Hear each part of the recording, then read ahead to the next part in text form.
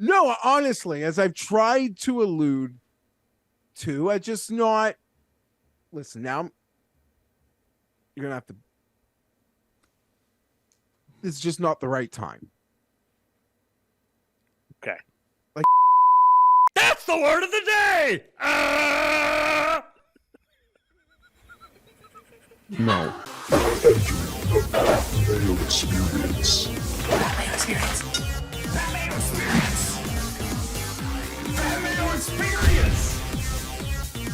Experience. Welcome to the Pat Mayo Experience, presented by DraftKings, part 1 of the Week 9 Picks Against the Spread Halloween special. We'll be going through most of the slate today. We will have an additional show coming out very late on Tuesday evening or very early on Wednesday morning for Sunday Night Football and Monday Night Football, which is Chargers and Jets. So stay tuned with us for hours and hours of fun as we try to get you prepped for week number 9. Smash the like while you're here. Sub to Mayo Media Network. And as always, please leave an audio rating and review. The DraftKings Listeners League, now open. That's down in the description. The one and done for golf season, now open. That's down in the description. Make sure to get your spot. And the prop sniper. Sniper!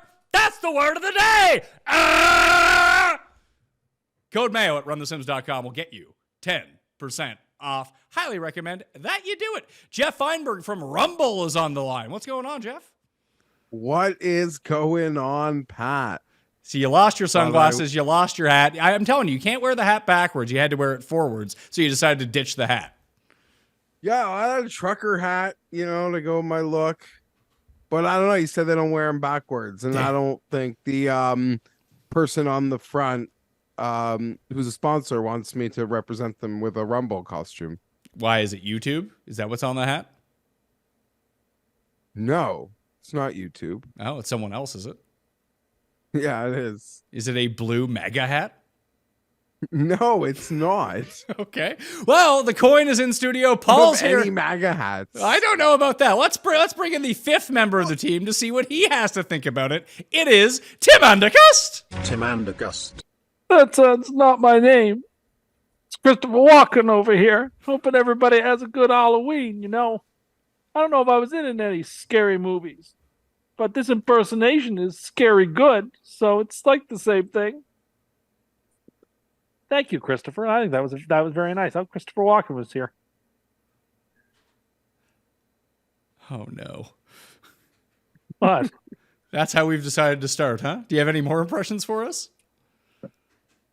I did a good one the other night. I do a great Mr. Bill. Well, no! Sluggo's going to come get me! Oh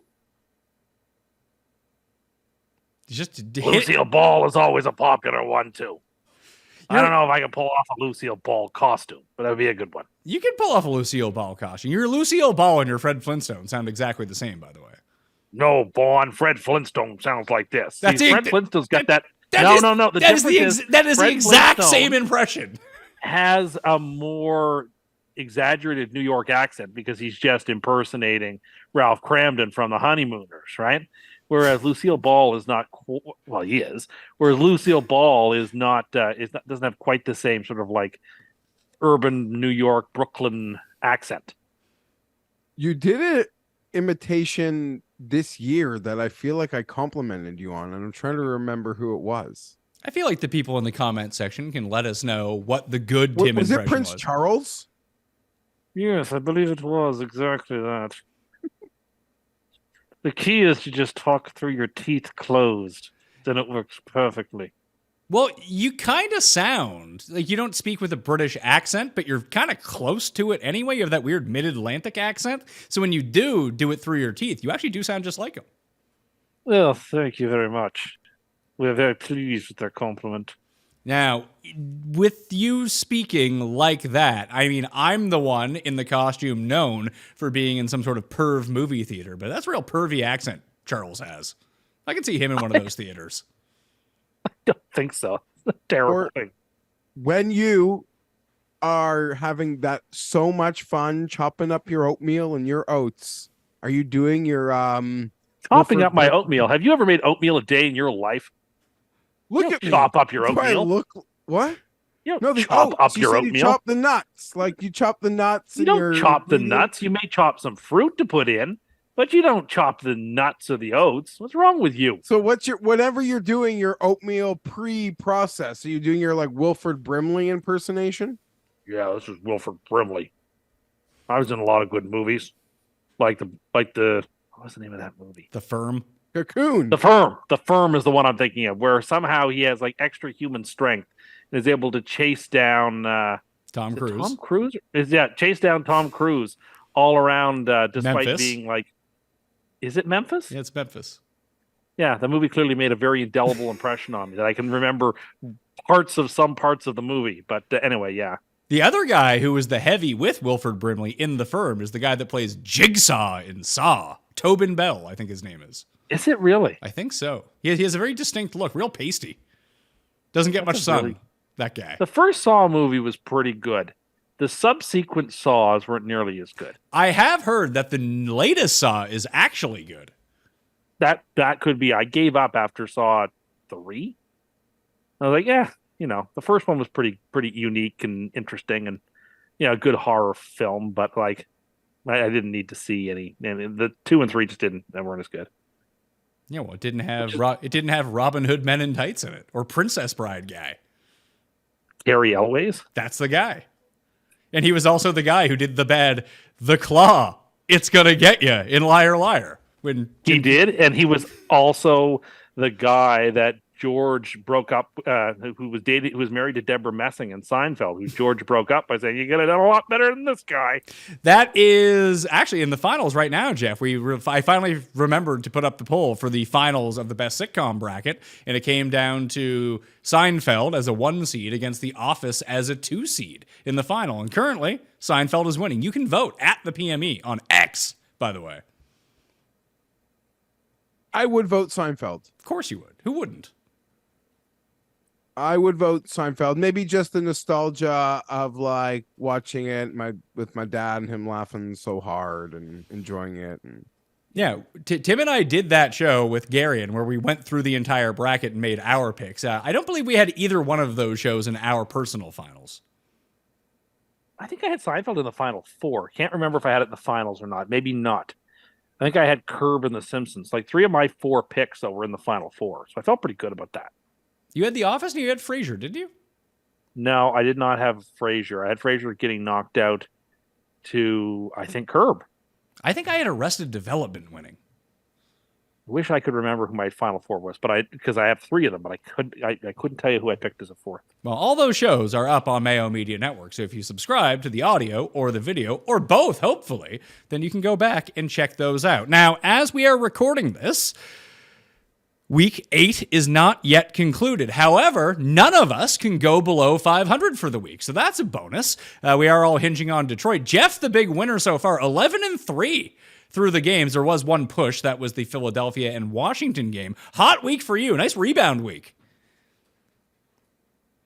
yeah, it was, I don't know. It was a sloppy week, but a lot of things I guess seemed to go my way. I think Detroit was my super lock, so Me too. can kind of still all hinge because kind of go hard on that, and hopefully to come out on top. So you're 11-3 with a game remaining. Tim and I are both 8-6 with a game remaining, and the coin is also 8-6. The coin will retain its lead over everyone. Actually, no. If Detroit wins, you'll be tied with the coin, Geoff, and me in first place. It'll be a 3-way tie. You and I both have Detroit as our super lock. Tim got his win with Seattle, although, Tim, as we were watching that game and you kept bragging about your super lock 5 minutes into the game, you had to sweat that one out. Yeah, I got to 14-0, and I was like, well, that's the end of that chapter. It's nice to have one on the, nice to have one in the books. And it took till the end of the game when PJ Walker once again made an inexplicable throw to give me the game. So appreciate it, PJ. I advanced in Survivor, so I am still alive. Well, you guys were knocked out in week 3. But your teaser, Tim, hinges on tonight. If Detroit wins, you win. I know. That's something. Beauty. And unless Common Detroit, sense parlay. The common sense parlay is the way to go. unless We've got another one this week. Detroit might win by 1, and then you wouldn't win. That's not going to happen. Okay, we'll see. People aren't going to watch this until after the game, so we'll see what ends up happening. if Detroit somehow doesn't win this game and people seeing it after the fact, I think I'm going to go on a hiatus. Not because I'm actually losing a lot of money, but if Detroit loses this game, like I went 11-3. I'm seeing something right, but I'll still feel like I don't know anything. I don't know anything. Like that means the Raiders probably rope-a-dope the last month by incorporating no strategy so they could put 0 plays on tape. Like it's like some gimmick. And I'm a little scared of the late day Monday line movement that lost them, went off the hook. But I'm like, yeah, I'm even in on, I got Detroit on teasers. I got Detroit on the number. I got Detroit on alt lines. Like, they don't win this. Like, I'm not betting next week just because I don't know anything. Mm-hmm. That's what you say now, Geoff. Except Monday Night Football. No, and when you get 6 units down on Tennessee on Thursday night because you just can't handle not being involved. When I say I need a TV game, a little juice. Like I don't need 6 units. Get out of town. All right, then go put 3 units on the Diamondbacks. Don't even watch any more football. Why? Hold on. What? Yeah, if you feel like you just don't know what's going on in football, go bet on the Diamondbacks. They're going to win. Okay. All right. I guess I could bet baseball if I say I'm going to just stop betting football. If the line's like, no, just if they lose the game, I will feel like I see nothing properly that's happening in this league.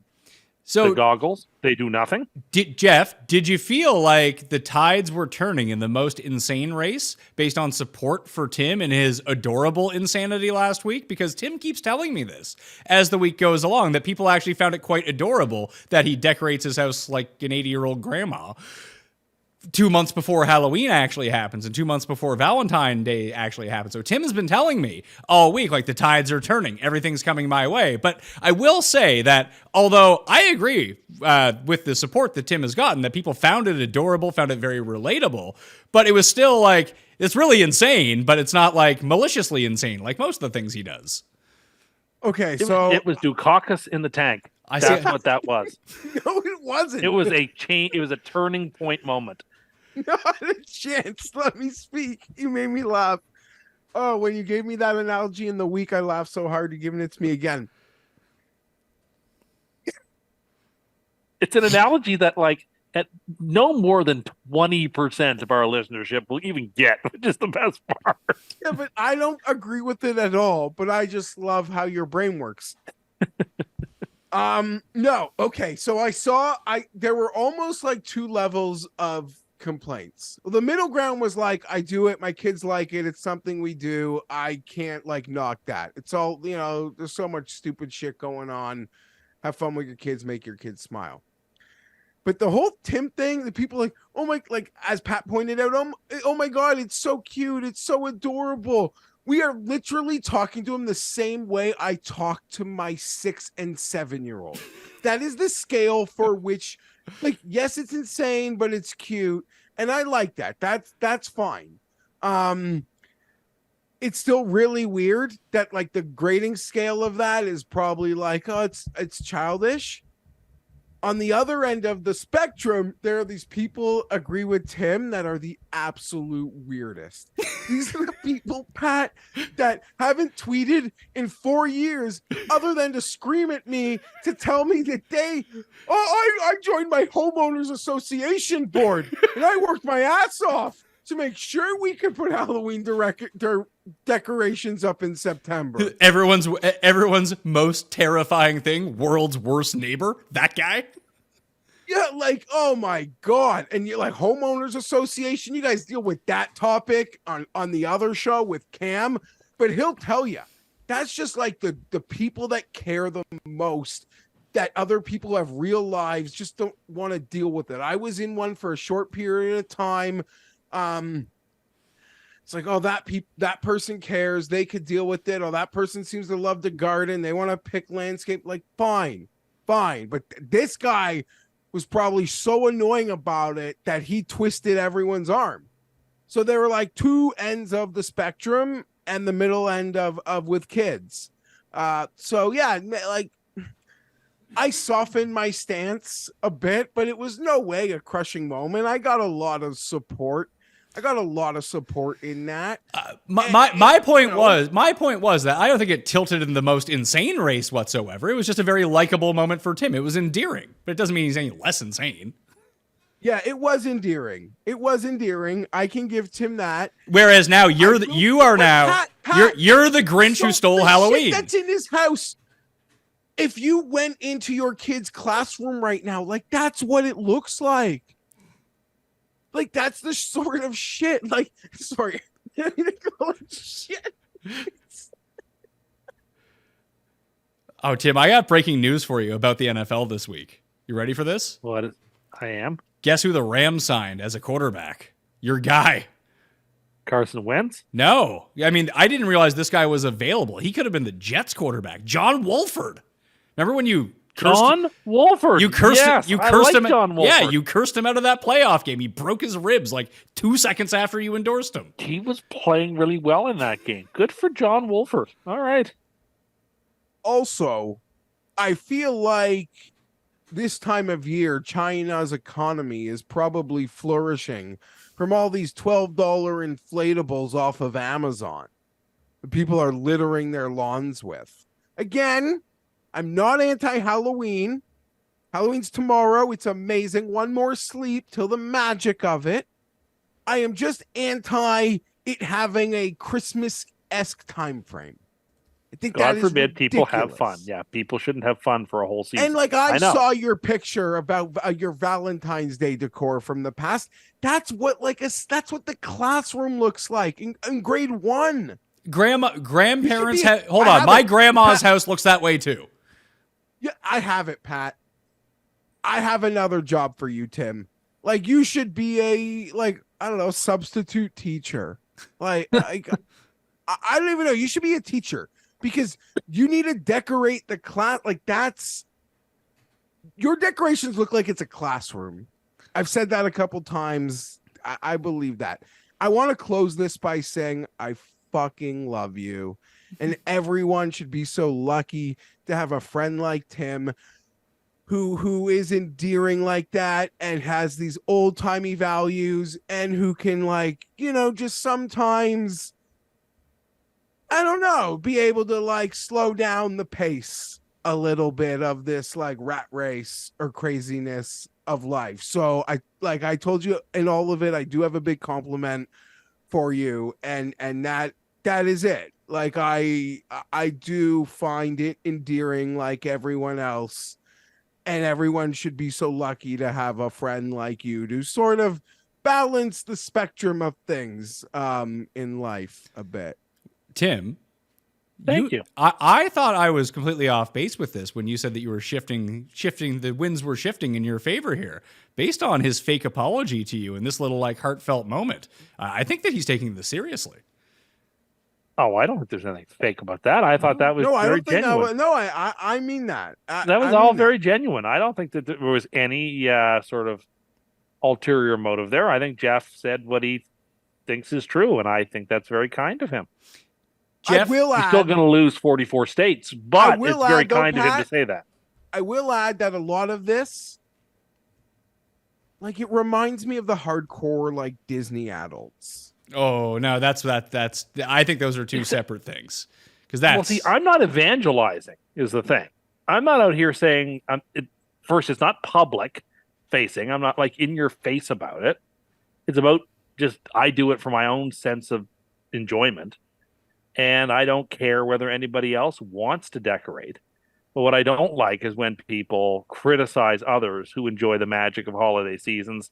Some of these signposts that make the year fun, particularly for a lot of people. I'm not one of these people. I think this time of year is great, but there are a lot of people for whom they have seasonal affective disorder, and these sorts of celebrations and decorations, etc., brighten up what is for them an otherwise dreary time of year. And it's nice to have tent poles, things to look forward to, but I'm not looking for I'm looking forward to Halloween to see my kids happy. I'm not looking forward No, like Pat, like I had a fun party with my friends on the weekend, and it was great. My buddy threw a great bash, and we got we got our beaks wet. Everyone had a blast. But I don't know. I'm just happy to see like kids and give them handfuls of candy. I mean, the reason that we're doing this show on a Monday night, not a Tuesday night. That sounds creepy in this. It really does sound creepy. I wasn't going to point that out, but people heard that for themselves. But the only reason that we're doing this a day early is so we can go trick or treating with our kids. Yeah, and you can see all the kids. You can lure them to your house with candy. Yeah, I mean, listen, you're in the Pee Wee Herman costume. I just did that. I don't know. This is not a good look. Pee Wee was enjoying an activity made for adults, Geoff. I would like to say that had to have been a setup. Oh, yeah. Fred Willard got caught for it, too. Like, you got to be taken down, yeah. I mean, I don't want to get into conspiracy theories in my Rumble costume or anything, but that had to have been a setup. Like someone looking to take him down, and boy, did he let them. Paul, I just sent you a picture of Tim in his costume from the weekend because our friends got together, but I couldn't get a sitter for the kids, Geoff, so I had to stay home and watch the kids. But they all got together in their costumes, and Tim just showed up dressed to what he normally wears golfing and called himself Payne Stewart. It's not true. I don't usually wear. I wore the knickerbockers and the high socks. I had the old golf club, the tam hat, the vest, the tie, the shirt. There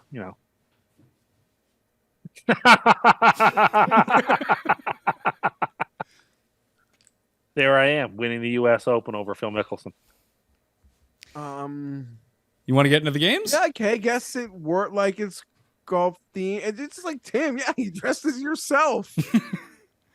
Real lazy costume. You wanted to speak. I can go through the litany of lazy costumes I've seen you wear. Have you in September? What costumes have you seen me wear? Do you remember the year you were in Calgary and you went as an obscure character from the Venture Brothers to a Halloween costume? You just wore a white button-down shirt with a necklace? Nope. Because I do. I don't. I can assure you that I don't remember most Halloweens, Tim. Oh shit! Okay, so well, Pat wore something that he could just go out and drink in while which is fine, but don't. No, that's fine. But here's the other part, dude. You put up decorations in early September. Like, shouldn't you show your costume a little more respect? No, I mean some years I go more all out than others, but like your costume effort is your potluck effort, buddy. Well, look, my potluck effort. I mean, I bring the best thing to the potluck. Talking about. Yeah, man. Geoff, $12 box from the frozen aisle. Well, I mean, I just booked the bartender. We'll have open bar service at this year's Mayo Media Christmas party. So, Geoff, maybe you and the wife have to fly in. I'm having a newborn really soon, Pat. So you need to get out of town, is what you're saying.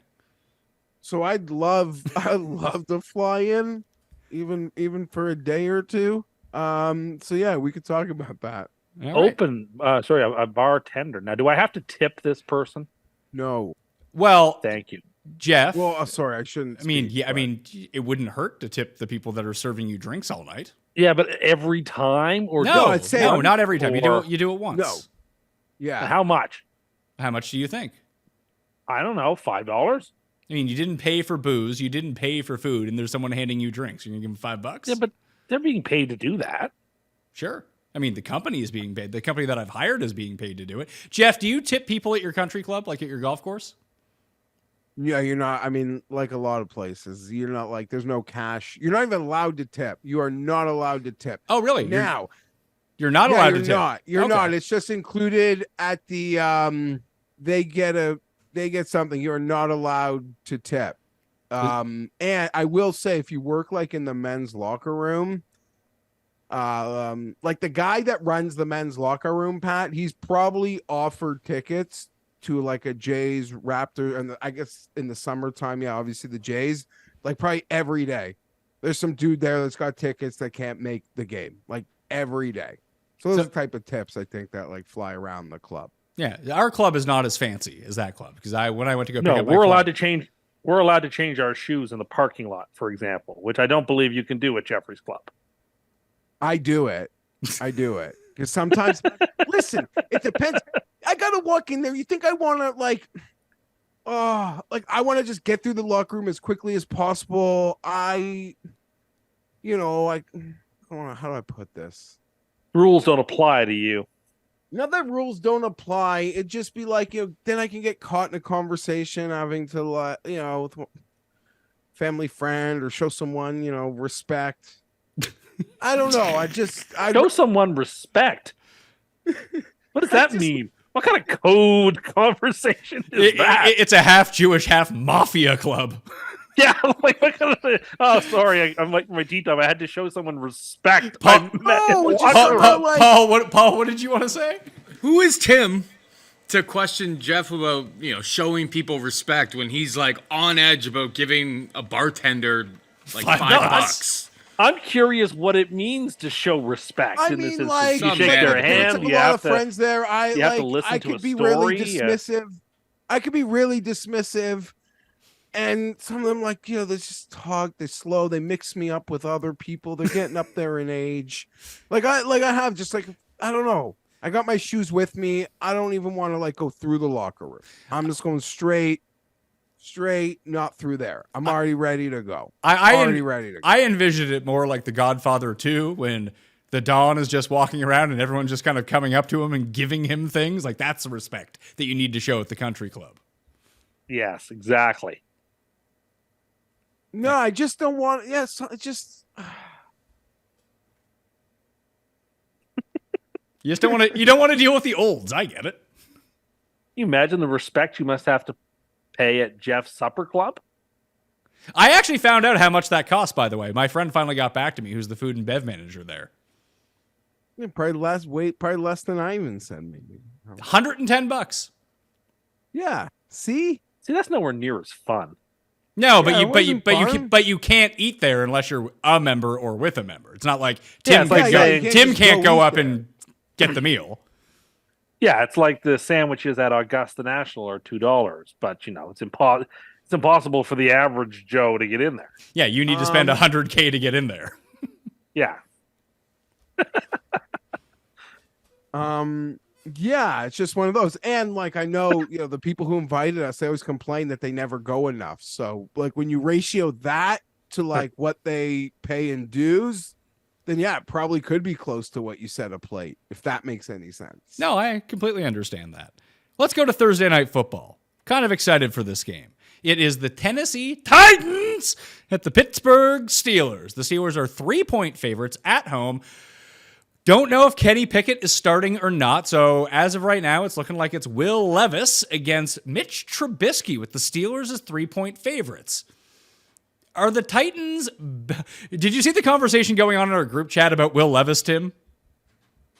No, I didn't, but I'm sure whatever it is, it's ridiculous. It wasn't really ridiculous. It was actually a good point, and I hadn't thought about it. It's just, I'll read it verbatim. Shout out Bill. You get... Old bird swinging Bill can get a shout out on the show. Yeah, here we go. He just goes, can we discuss Will Levis throws being sky high punts that the camera guy never got in frame? This guy's fucking Moonraker.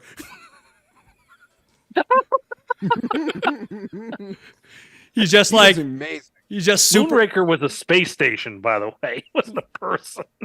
I said to my buddy, I'm in a Les Titan orbit. I hadn't seen a rookie. It almost looked like Herbert's first couple games. It was incredible. Oh, does that mean he's going to be terrible this week then? Well, don't say that. It won't be Levis's fault. No, I mean, listen, the problem with Herbert, everyone thinks he regressed because he was in a God mode that we got to get him back to. But I just mean to see a rookie just throw these cannons dropping in the dimes. That was amazing.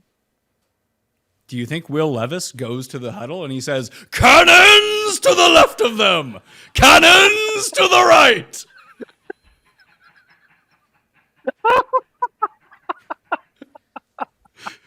And then he took a cab in a marathon, and that was the end of that.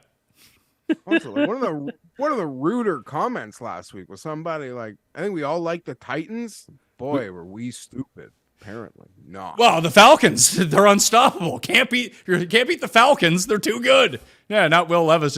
But the thing is, this happens from time to time, and this kind of support. I mean, you always like the backup quarterback on a good team theory that they can first game because the other team just isn't prepared for them. Like it's a new look. Now that there's tape on Levis and what he can do. I mean, what he can do is flick his wrist like this and throw a moonraker 60 yards down the field to people. I don't know how good he is outside of that. Okay, that's fair, but I want to add, the reason I actually like that betting angle is I believe that it's specific to a good team, the first game with a good team, it's not so much how the other team doesn't have tape. For me, it's more that the good team, everyone, like, to me, elevates their week of prep and practice.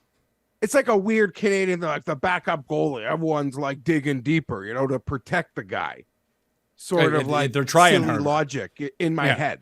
The professional athletes who don't want to hurt themselves by not playing as hard as they can are now playing harder because. No, but listen, I totally get that. They're all given. But they all know a lot of these guys, they can coast because, QB1 is there. It's just human nature. Okay. I want to take the Titans in this game. I could see the Steelers beating down the Titans. The Titans have been shitty on the road. You can't lay points with Mitchell Trubisky. I know you can't. Sorry. I know, but there's a whole bunch. But look at this entire slate of games. Or nothing. There's so. It's a Tennessee or nothing. I'm taking Pittsburgh. I'm just going off my priors that Tennessee once they leave Nashville, they're not good at football anymore. No, I know, but you can't lay points to Trubisky. You can't do that.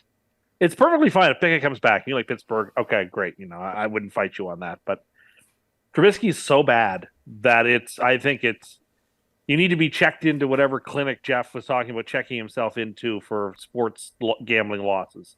If you go ahead and you lay real, actual human dollars on Mitchell Trubisky on Thursday night, there's no need. So what you're saying is that when I bet the Steelers, like at halftime, I should be phoning 1-800-GAMBLER? You know what? If you find yourself in a circumstance wherein you think it's a good idea to lay 3 points at Mitchell Trubisky on a Thursday, yes. Jake posed this question to me on the ranking show, and I really had to think about it, Geoff. Is there really any difference between Pickett and Trubisky? Because Pickett's not good.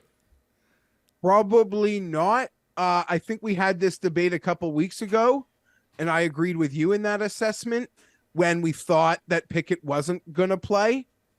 And then he ended up practicing and playing that week. This is just like...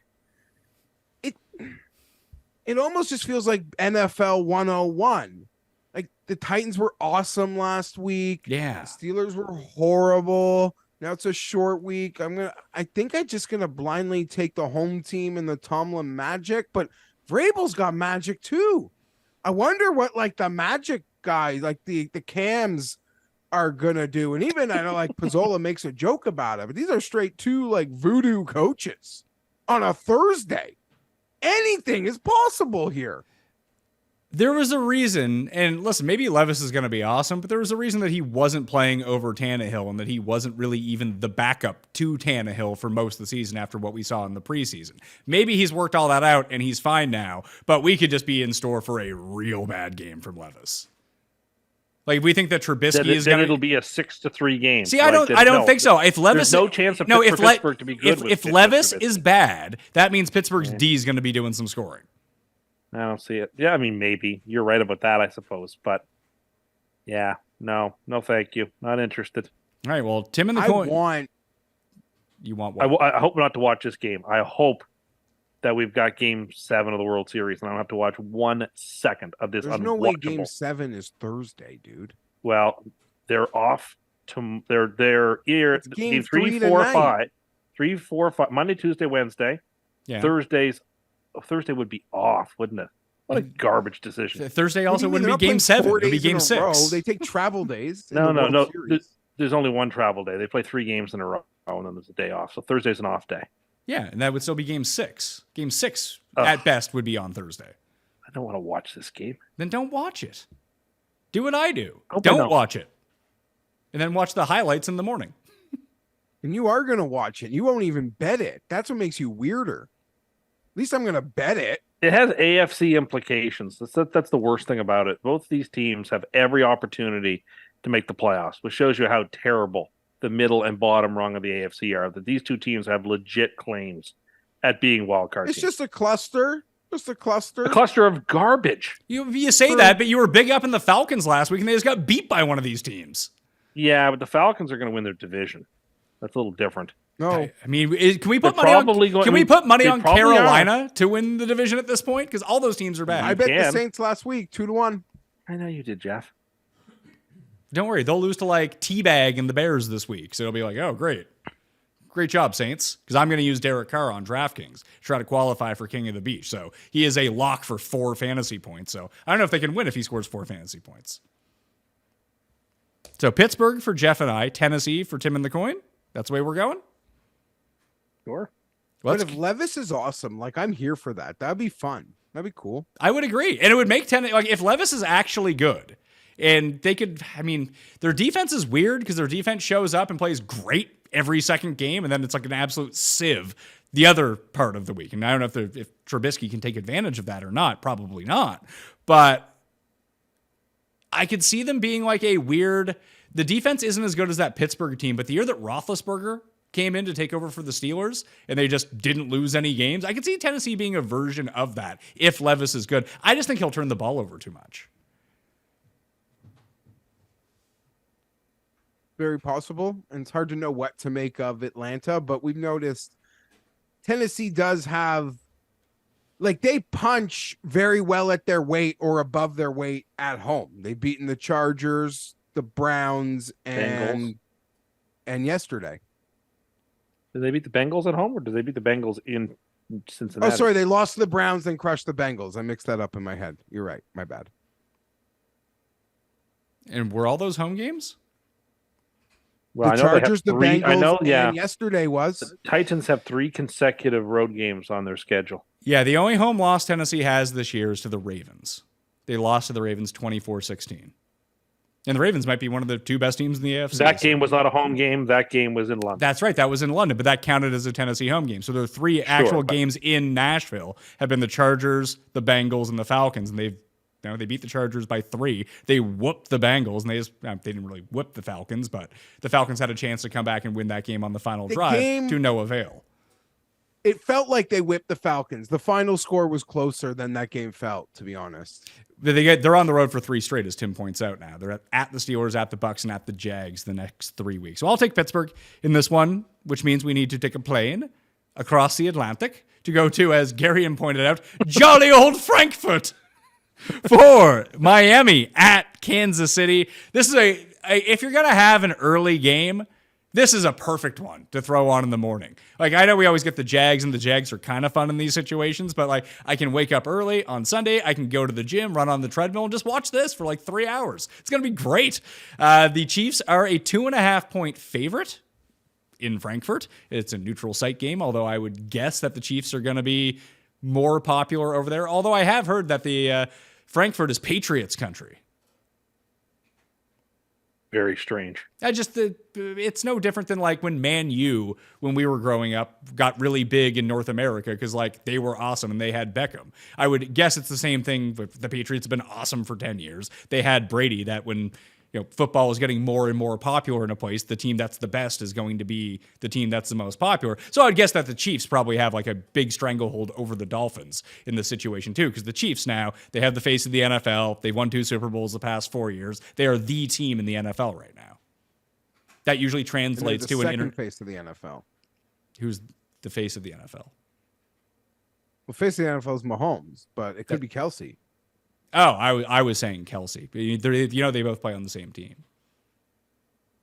Yeah, I know. I'm saying they're probably the 2 biggest faces in the NFL. Oh, yes. Sorry. I misheard you in my earpiece there. I don't know what to do. That's probably my fault. And I interrupted you again, but I want to say I don't like that this is an early game. This is not good for us dads who attempt to be okay dads, who attempt to be above average dads, who plan to abandon their family on Sundays. That this game is like the game that's like, I got it on my phone, but I'm doing something. I'm doing an errand. I'm helping with the kids. I'm playing my part in that part of the day before I abandon. It's like a little side screen, nothing you care about, something like Le Titan. or something boring like the Bucks or the Jags. Yeah, but more of this is coming. I think like the power games are leaving. It's one of the reasons that the schedule even got bigger. When they want to take a game, they say, Buck, you got 9 home games this year. And if we want one, we're taking them. That's my understanding. Okay. Tim, who do you like in this game? For many, many reasons, I like the Chiefs. We'll start with the fact that the Chiefs have a legitimate defense, and the Dolphins will certainly be asked questions that I'm not sure that they can answer with their offensive line in particular. The Dolphins haven't yet played even somewhat well against good teams and have struggled against some bad teams and still won this year. They played the Patriots twice this year. They played badly in both those games this year. Patriots are the worst team in the AFC by the odds and the numbers. And yeah, it's a divisional team, so maybe you say they've got that advantage. But, the Dolphins are a very talented offense when everybody's healthy and everything is clicking. But they're not. This game is going to be outdoors. It looks like it's going to be raining all week in Frankfurt, including during the game. God knows what that turf is going to be like in that football stadium. I don't expect it to be good. Those are things that are certainly disadvantageous to a Dolphins team. It's all predicated on speed and quickness and precision routes. This game is going to be won or lost in the trenches. And if that's the case, the Dolphins have no hope. So the Chiefs, I feel at -2.5 is a glorious number. And I love the Chiefs here. I like the Chiefs as well to win this game and rebound. Oh, they look so bad against Denver. That's probably Well, Holmes was sick. I didn't know that. I didn't realize he had the flu. To me, that's a complete and utter write-off. If he was sick, he was sick. But I still respect Reed in the fact that it wasn't going their way. He still wasn't going to roll out the good plays. Maybe he had rolled out one. He's like, nah, I'm still not going to use the good plays. There's 2 giant mismatches in this game, like when you look at the numbers so far this season. One is, although Mecole Hardman, Tim's guy, muffed a punt to ensure that Denver won the game on Sunday. Kansas City special teams have been very good. Miami special teams have been very bad. The other mismatch, though, might be the biggest one. Kansas City's run defense is really bad, and Miami's rushing offense is very good. Like that, we think about that team as Hill and Waddle and Tua just, throwing it 40 yards over people's heads and Tyreek running away with it. But what they can scheme up offensively when they're running the ball well, they're hard to bring down. So maybe a soggy field will work to a disadvantage for them and equalize that a little bit. But that'd be my one concern, that maybe Kansas City just can't stop them if they just decide to run 70% of the time. That is very fair. There's a lot of variables in this game. Tim mentioned the field. It's a big travel. The pregame is going to feel like a huge game. It's going to have like a local, the vibe in the building is going to be like the pregame and the festivities all around it. It's going to feel like a playoff game or even something bigger than that the Chiefs are obviously very familiar with those sorts of surroundings. But at the same time, the Dolphins, they're kind of desperate to answer the bell versus an elite team. I think this is the first time since week 1 I've picked against the Dolphins on this show. I'm going to pick the Chiefs. I don't believe the questions that people ask of the Dolphins are fair. Like they're showing us they're on the precipice of doing what you say they can't. It seems like they're going to in the next year or two if they don't do it this year. But I just when they played Allen, when they've played Hurts, even when they played Herbert, he was able to battle. So I fully assume Mahomes will. So I'm going to pick that, and I'm going to use this opportunity to people take shots on me. People think I say stupid things as it pertains to football players or heartless things as it pertains to football or my teams. But these rumors, the speculation that I'm hearing, that Tim watches games like voodooing ACL tears for division rivals. That is absolutely true. He does this at the screen. I would throw a Coke can at your head. If you were cheering for one of my players, my superstars, like what a horrible way to conduct yourself. Now, in front of agree. your I friends. don't do that. In fairness, he doesn't actually do that. He says, "I hope he doesn't tear his ACL," and that's his That's like the same thing, But now, dude. according to It is Tim, the it's not. It is, Tim. It Or is the it would same sure be a thing. shame if he tore his ACL, like stuff like that. You don't even say that stuff. You don't put that in the air. I agree. I don't cheer for injuries. I'm against injuries. No, you are. That is that is unacceptable. That is like fan faux pas.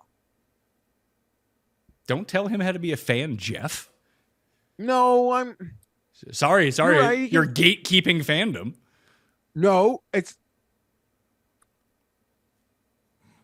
I don't that's come just from the not same good. pay. I guess I just don't come from the same pay respect culture in the room that you do. You're right, and you don't have friends with ownership, but you're not. You're right. supposed I'm not to- friends with ownership. Yeah, You're you're darn not- right about that. Yeah, can, And I'll tell you can why. we book Spanos as our third on the Sunday night show? Someone mentioned that. I'll in the tell you chat. why. Because my team's owner was busy being the ambassador to the court of St. James, where yours is busy trying to figure out which stadium he can rent out next. You're right. I'm not comparing them at all, but I will say my agenda in Canton is to advocate for Philip Rivers to be the next head football coach. Oh, Geoff, you don't want that.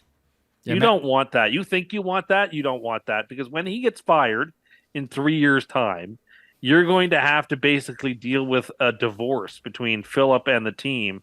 And who are you going to hold responsible? And whose side are you going to be on? And like you don't want that. You don't want to want know it. something? You want to know something? What if I say no? Okay. I'm just curious. I mean, I want to hear something. Okay, let's hear it.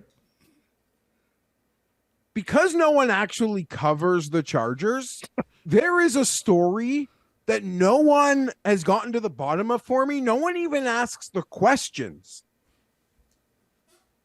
There is such a separation between Philip and this organization. We've never had the bad things. We've never had the like ceremonial anything. We've never had the signing at the end. So yeah, we're probably not on those sorts of good terms. When are they going to induct his number into the Chargers Hall of Ring of Honor or whatever it is? I don't know how you will honor jersey numbers for your stars, but isn't it time? Lions just fumbled.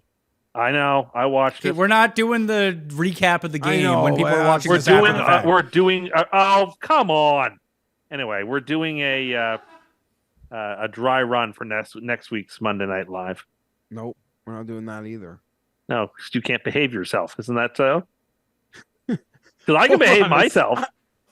It's No, all because you can't control yourself.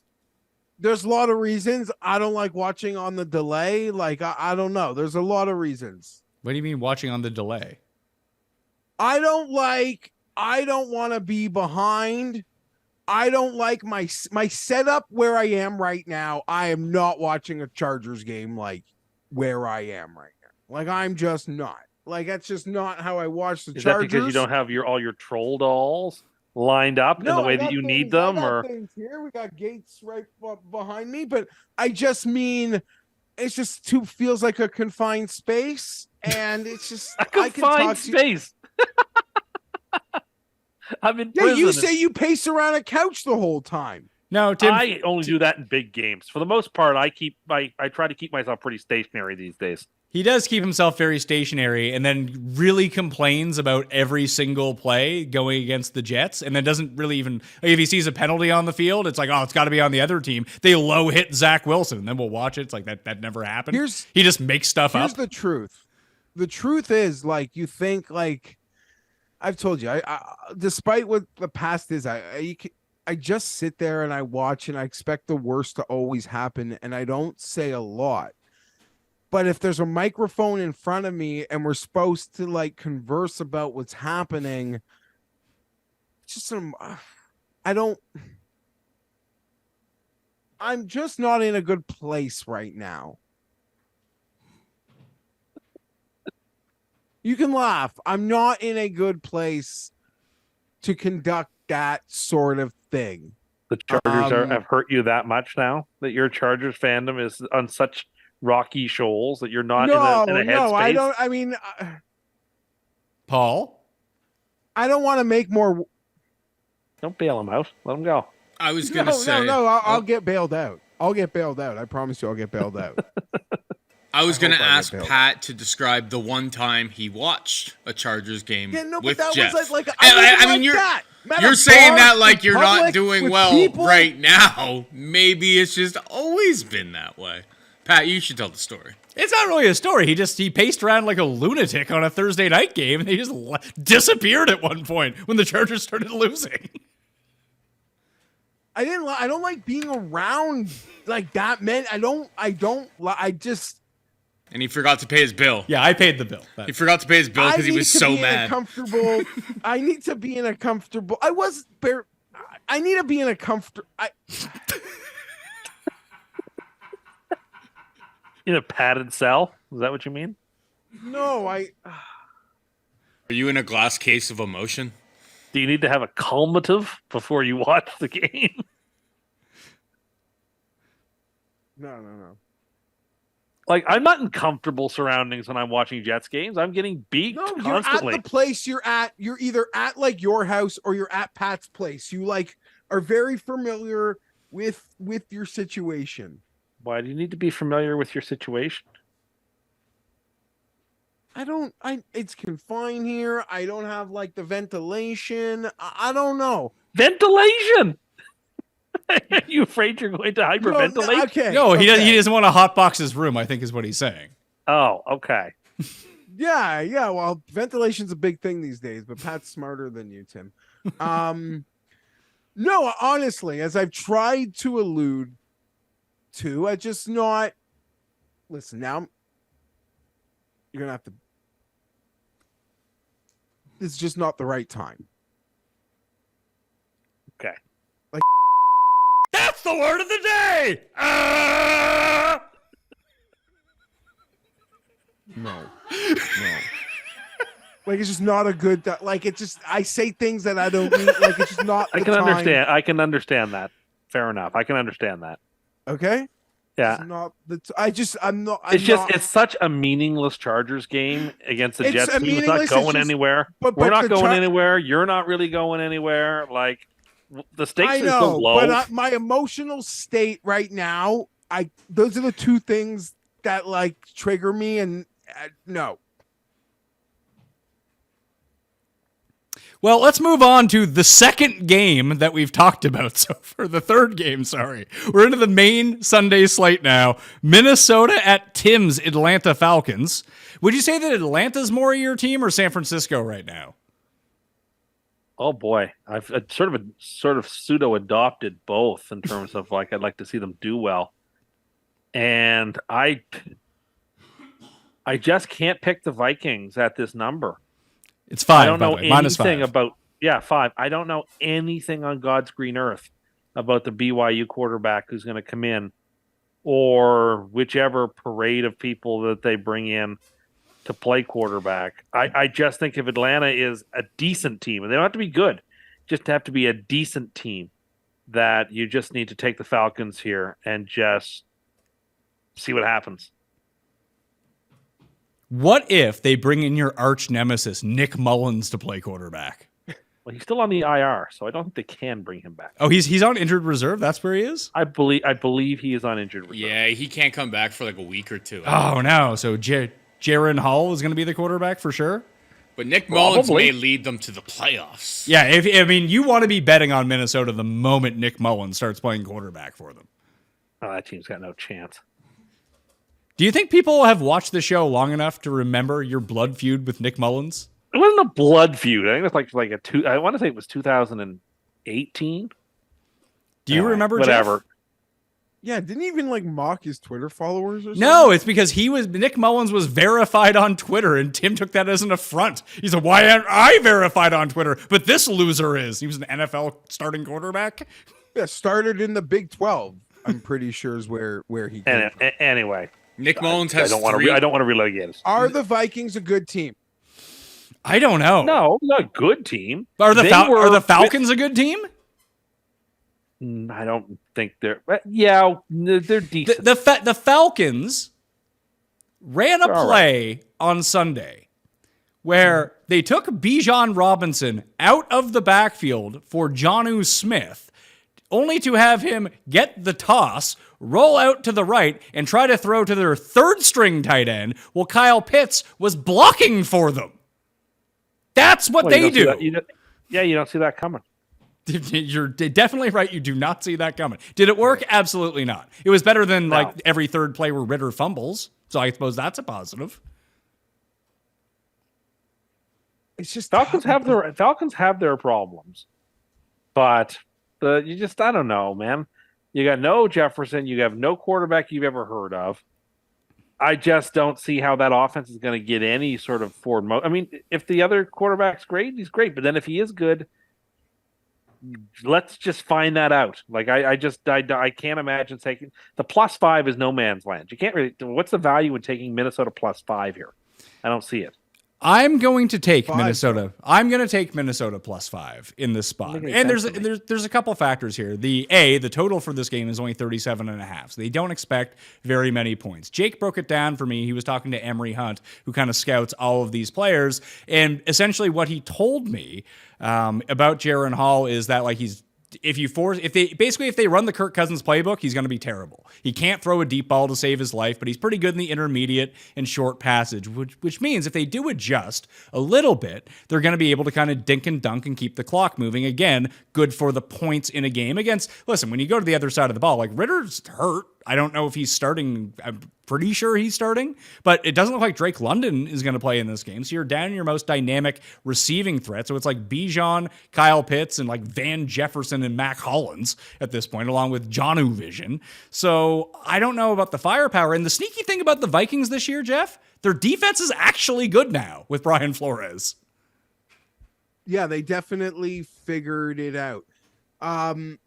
My opinion would change if Atlanta made a quarterback swap because that would put me in a bit of a pickle. I mean, Heineke looked bad against the Titans. I'd have to debate, I guess, which team I thought was like, not to be the Cam here. I have the specific angle for the backup quarterback. So if either of these teams are playing the backup quarterback, I will just pick whichever team I believe is more talented. But for now, since it is the Vikings playing their backup, sucks that Jefferson's not out, but they will like total raise effort. They got one punch. I don't want to say they have one punch, but they're going to give it their all in this one. And then they might realize how fucked they are after that. Well, no team in football blitzes as much as the Vikings do. So it's up to either Ritter or Heineke, whoever's playing quarterback, to figure that out and drive the ball down the field and create big plays. And I mean, they were able to connect with Scotty Miller down the field, so maybe that's the move that the Falcons can take here, and it's definitely available to them. But if you want to get on me, Tim, about Pittsburgh not being able to cover 3 points and win by more than 3 points, I mean, the Falcons beat the Panthers week 1, 24-10, and then they haven't won any other game by more than 3 points. I appreciate that. This is a play against, just like I don't understand taking Pittsburgh because I think they're in a play against spot. I think that the Vikings are in a play against spot. It's not even a resounding endorsement for the Falcons. They've got their problems too, clearly, but they do have skill. And look, how do you beat a blitzing team? You screen them to death. You throw over top of it. If you can get Bijan and flatten some screens, that could be very, very ugly. Yeah, I think Atlanta's very well suited for this type of aggression. Actually, here's the thing, though: they run a lot, and they can throw over top of it. I don't know if they can throw over the top. Is the thing, and you say, yeah, getting Bijan into space on screens, I would absolutely agree with you. You can beat up on Minnesota's defense that way. Why doesn't Atlanta do that any other week? Well, I mean, who knows what they're up to? Well, that's a problem when you're betting on them to cover 5 points. We have no fucking idea what their game plan is going to be because they don't seem to have a game plan. I refuse, as a matter of principle, to take a team with a quarterback I have known nothing about, who hasn't shown any sense of ability to play. So sorry, that's the way I'm rolling on this. If you were one of these teams, Geoff, would you be calling? Because there's a bunch of because it sounds like Josh Dobbs isn't going to start now. It's going to be Clayton Tune. So Dobbs is available. I think he'd be like a decent fill-in for the rest of the season if you're one of these teams, unless you really believe in one of these backup quarterbacks. You know who the other guy is, and I don't know if he's good or not, but he looked good in his time last year, was Cooper Rush. Like, why isn't anyone calling about Cooper Rush? And he's still in Dallas, right? Trey Lance is the third. Yeah, Trey Lance is the third. Ooh. Yeah, I don't know. Jerry Jones might just have a hard bargain on that insurance policy. Might be cost way too much than he's worth. That's fair. So I'm taking Minnesota. Tim's taking Atlanta. The coin is taking Minnesota. Who are you taking? I'm taking Minnesota. All right. Arizona at Cleveland. As mentioned, Jonathan Gagnon grinded some tape and said that Josh Dobbs is now probably not going to start. It's not confirmed yet, and Kyler's not going to play, although there's the potential for him to play. That Clayton Tune is the most likely one to start for the Cardinals right now at the Browns. The Browns are they were 7-point favorites. They are now 8-point favorites, but it's 7 on the board, so that's what we're going with. But that's been the news of the quarterback change. It's been 1 point on the spread from Dobbs to Tune right now. This is another situation where I might just blindly take Arizona because I don't know what Cleveland's up to right now. Is Peach just going to throw teams back in the game every week, Tim? Yes, good teams, quality teams. Seattle is a between good and really good team. But Atlanta, Arizona is just, I don't know. Yeah, it's a tough spot. I expect the Browns will simply stick to what works and what is tried and true here. Do a lot of running. Don't have Dobbs do any, or don't ask him to do too much, and just win this game like 17-3, 17-16, 17-6, something like that. I'm going to take the Browns and lay the points. Okay, the coin is doing the same. What about you, Geoff? Would you say that adjusted number is now? It's 7 on the board from when we started the show. It's moved to 8, but the number is 7 for the show purpose. Yeah, I'm taking the Browns. The travel here, early East Coast game, horrible team, good teams with backups. So when nut load teams go to the backup, oh boy, it gets dirty. Myles Garrett's gonna cover the spread by himself. I can see that. Here's the problem. I think Seattle's amazing. So I do give too. what happened there yesterday, I give them a lot of credit. Even if there were big mistakes that let Seattle into the game, I give them credit for fighting on the road. Because I think a lot of us, when they saw that score with a backup quarterback, thought what Tim said out loud about his super lock. So a lot of fight, and they really shut that Seattle offense down for a good quadrant of that football game. They suffocated them, and they are going to annihilate Arizona. Very well said. Even if it's 15-3.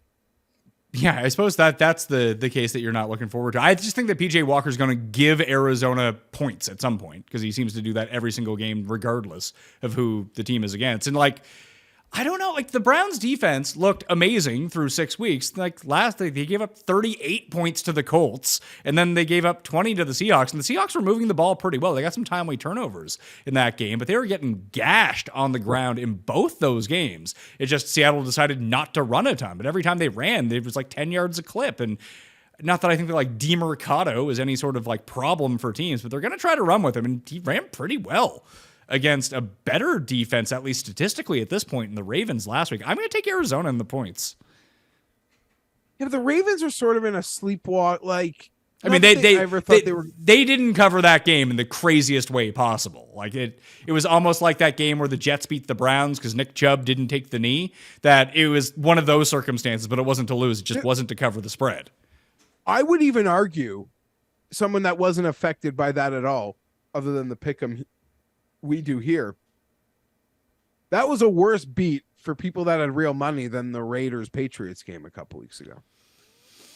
Oh, yeah, 100%. They scored 2 touchdowns, got a 2-point conversion, recovered an onside kick, and kicked a field goal. All within the last 6 minutes of the game. Well, and Baltimore scored during that time, too. Anyway, so I'm the only one. I'm on Arizona Island here. Let's go DeMercado. Oh, good Lord. Rams at Packers. Oh. The Packers are now 3-point favorites at home because it looks like Brett Rippon is going to start this game and not Matt Stafford. We're not certain on that yet. Great. The range of outcomes for Matt Stafford as it pertains to right now as we're doing the show is he could start this week. He could be out for the season with a UCL injury on his thumb. This is what we know about Matt Stafford right now. So we know nothing. Yes, but it's looking less likely that he's going to play by the moment. Here's the thing, though. Does it matter? Because Aaron Donald's going to be a real problem for this Packers offensive line, and Jordan Love is just going to get beat around.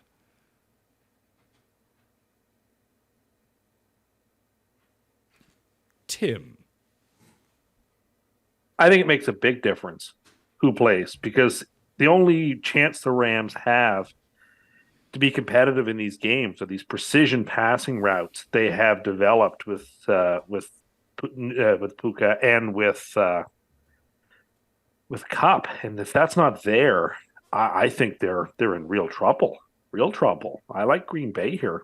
And I hate to say that because I think Green Bay is terrible, but I don't see it for the Rams. And I mean, I wouldn't be surprised if the Rams send people packing by tomorrow at the trade deadline.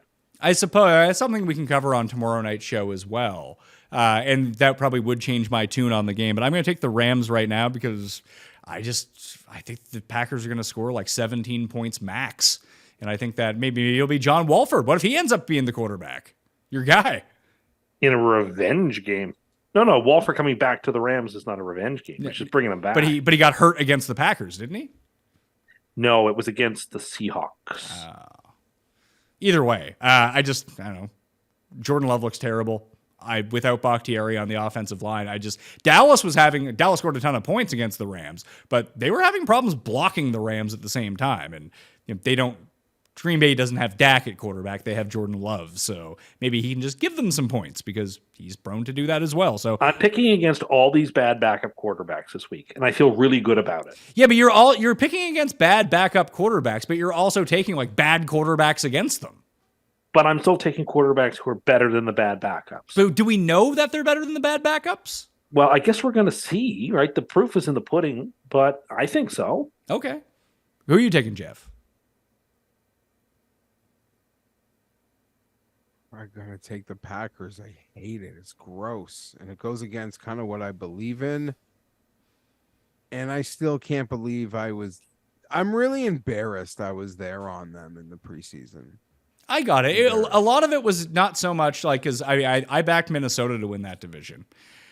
And it wasn't so much like I thought Minnesota was good and they're probably like average or something like that. But the whole play was kind of against there's just too much fucking smoke on the Lions right now. And it turns out that they were actually good. Sometimes you're wrong. Not so sure you might not have gotten the Vikings, though. Had Cousins stayed healthy, Jefferson coming back, they still have 2 games left against the Lions. Not so sure the Vikings didn't have at least a 20% chance to catch him here. No, I would agree with you, but that's just not going to be the case now.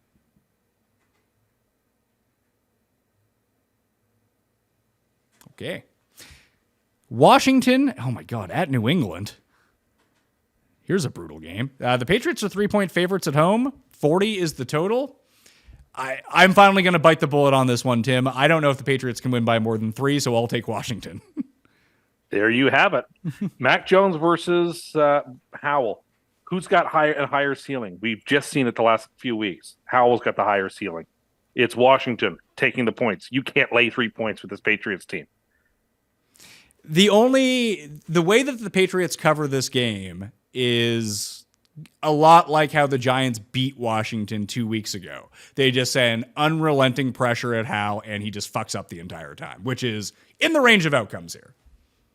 Sure it is, but on the other end, you've got someone who's dead set against winning the game in Mac Jones, who will just throw it in terrible spots. And they lost another receiver last week in Parker. They lost 2. They lose Parker, whatever. They lost Kendrick Bourne, their best receiver for the season. Yeah. So, where are the points going to come from New England? How can you lay 3 points with a team that has no ability to generate offense?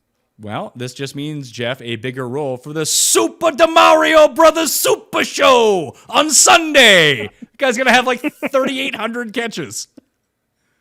He's got quicks. He goes down. He's like the Earl Boykins of the NFL. You just see him one spot. He's right here. A claim. What? That he's the Earl Boykins of the NFL?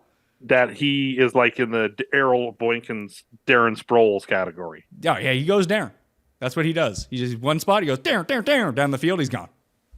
Can't tackle this guy. He's too quick. And they run very specific plays for him. So listen, this game's not going to get my money. It's not going to be my super lock. I'm going to take Washington in the points. But I can see the path how New England covers it. But I do think it's a very narrow margin. I'm going to take Washington. I don't have a strong opinion. They're probably likely to make trades tomorrow, so they might be a worse team this week. I guess the Patriots could also. Who are the Patriots going to trade? Yeah, you're right. They have nobody.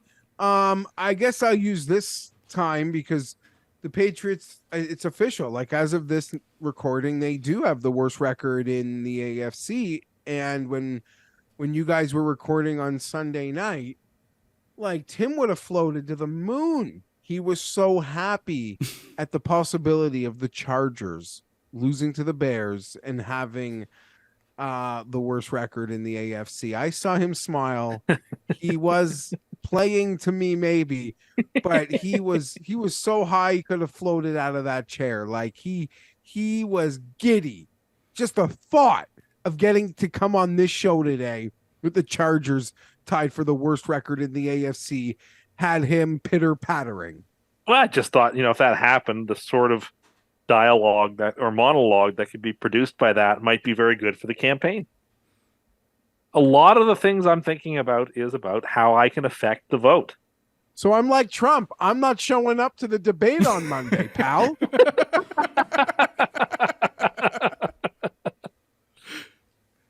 I'm not giving you that. And you shouldn't. Should we do that? Paul, is that what we should do for this campaign season, that there's an insanity debate live on the Pat Mayo Experience? Jeff won't stand for it. Like, it's like when I would. Jeff didn't campaign. But I think a debate would work. A debate would work against me. Tim is he's a master debater. He's probably taken like many debate classes at Tim would prep. Tim would put prep time in, and Jeff wouldn't. Jeff would show up and I would fly in Rovell and these guys to sit in the front row of the debate just to intimidate you. I mean, what if we do it? What if we do it as a town hall? I can be moderator. You two can be on the line, and we'll get the viewers to zoom in and ask you guys questions. Maybe we could make rules where, like, you're allowed to have like one or two phone of friends, and you can like reach out to somebody who's gonna like trigger the other guy or like make them like insane or something. Yeah, like Nick Mullins can be like a if you guest. can set it up. Like if who would you get for? Yeah, if you could get Nick Mullins on the line, that would get Tim very upset. Hold on, like I mean, my brain. I could just get my friend Emmanuel to come on the show and ask him a couple of questions about who is and who isn't a social media player. This should be. I mean, I guess if you were ever like going to do like a live audience show, if that was ever possible, maybe this could be like. I mean, we could do a live audience show. It wouldn't be that hard. It's just I don't want to do it.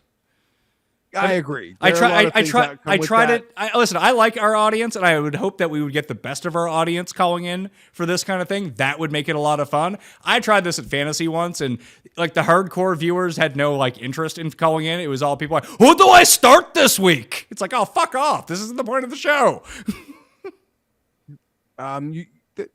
That is fair. I don't know. Maybe we could arrange a time where I'm gonna come be down there. Come visit you for something else. Like, and we film a debate at the studio. I like that. I like this idea a lot. Let's do on that one. Last game. Oh, no, this isn't the last game because we still have a few more here. Chicago and the Saints. Rich Uncle Teabag is still playing quarterback for the Bears this week. Justin Fields will be out. The Saints are 7-point favorites against the shitty Bears. You got the firsthand Bears experience on Sunday night, Jeff. They're not good. Horrible. We'll get into the Chargers in episode 2, but I take nothing other than I get a win in the column. A lot of these teams that have great records have been able to beat the shit out of really bad teams. Record-wise, it was my turn to get a play one.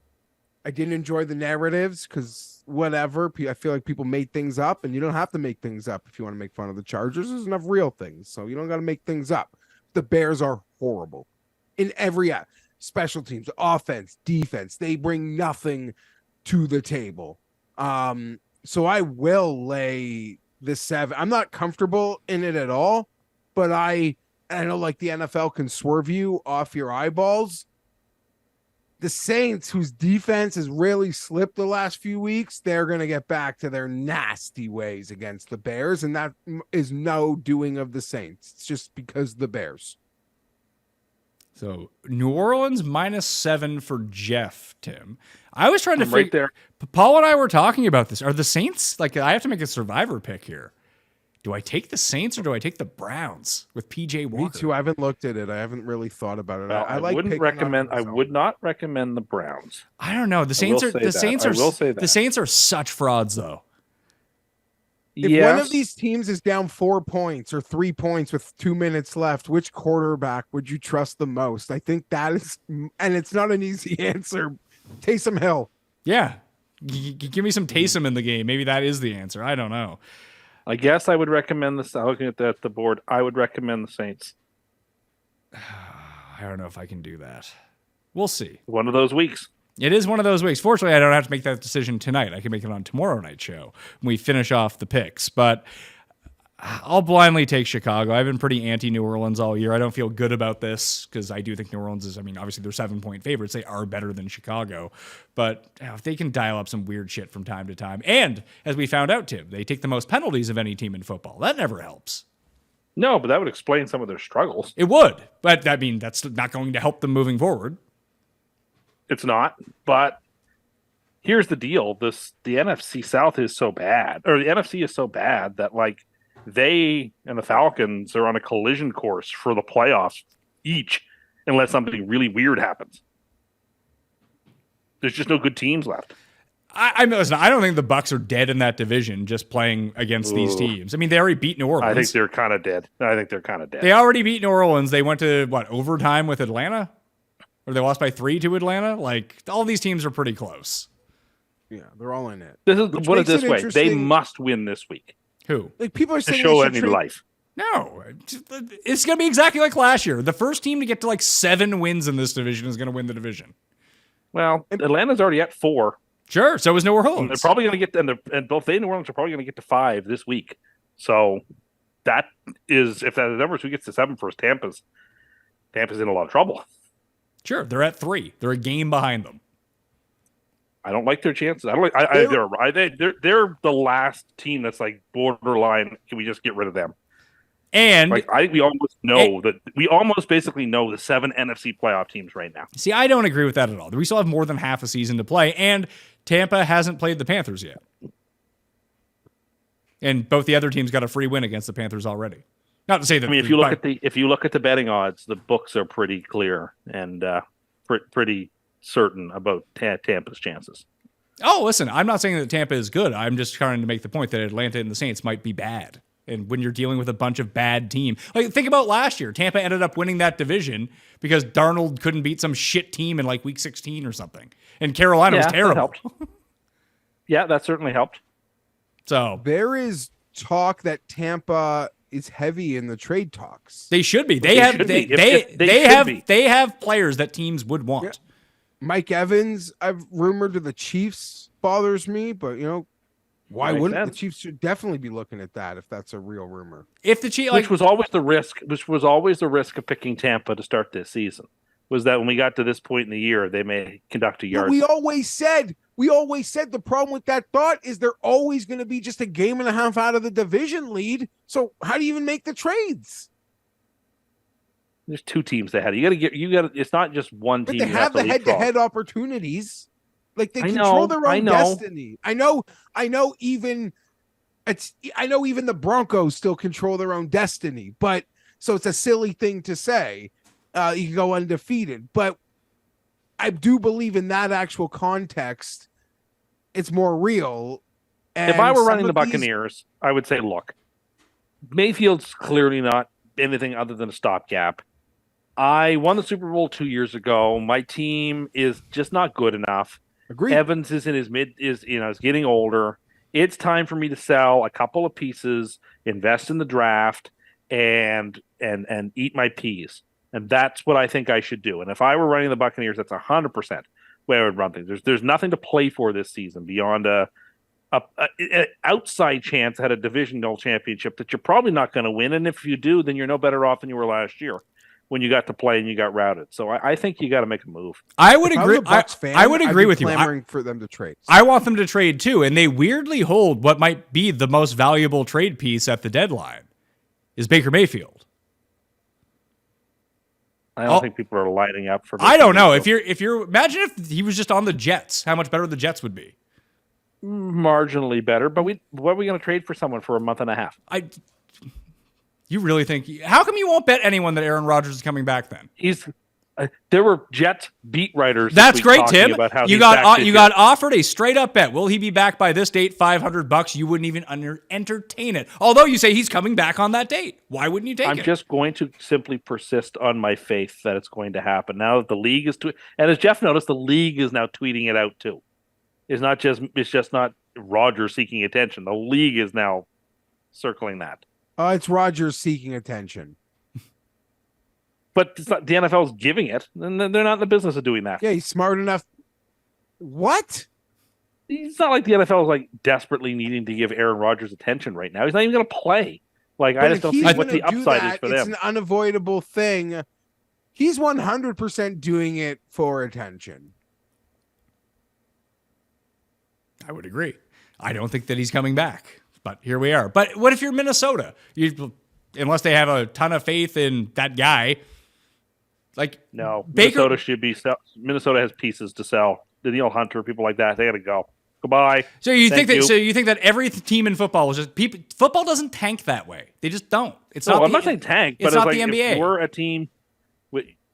We're going to see teams that have valuable trade chips. They're going to move them. I see. I don't think that's going to happen. You might see like we saw one guy move on Monday to the Seahawks. There might be like 3 or 4 trades. That's great.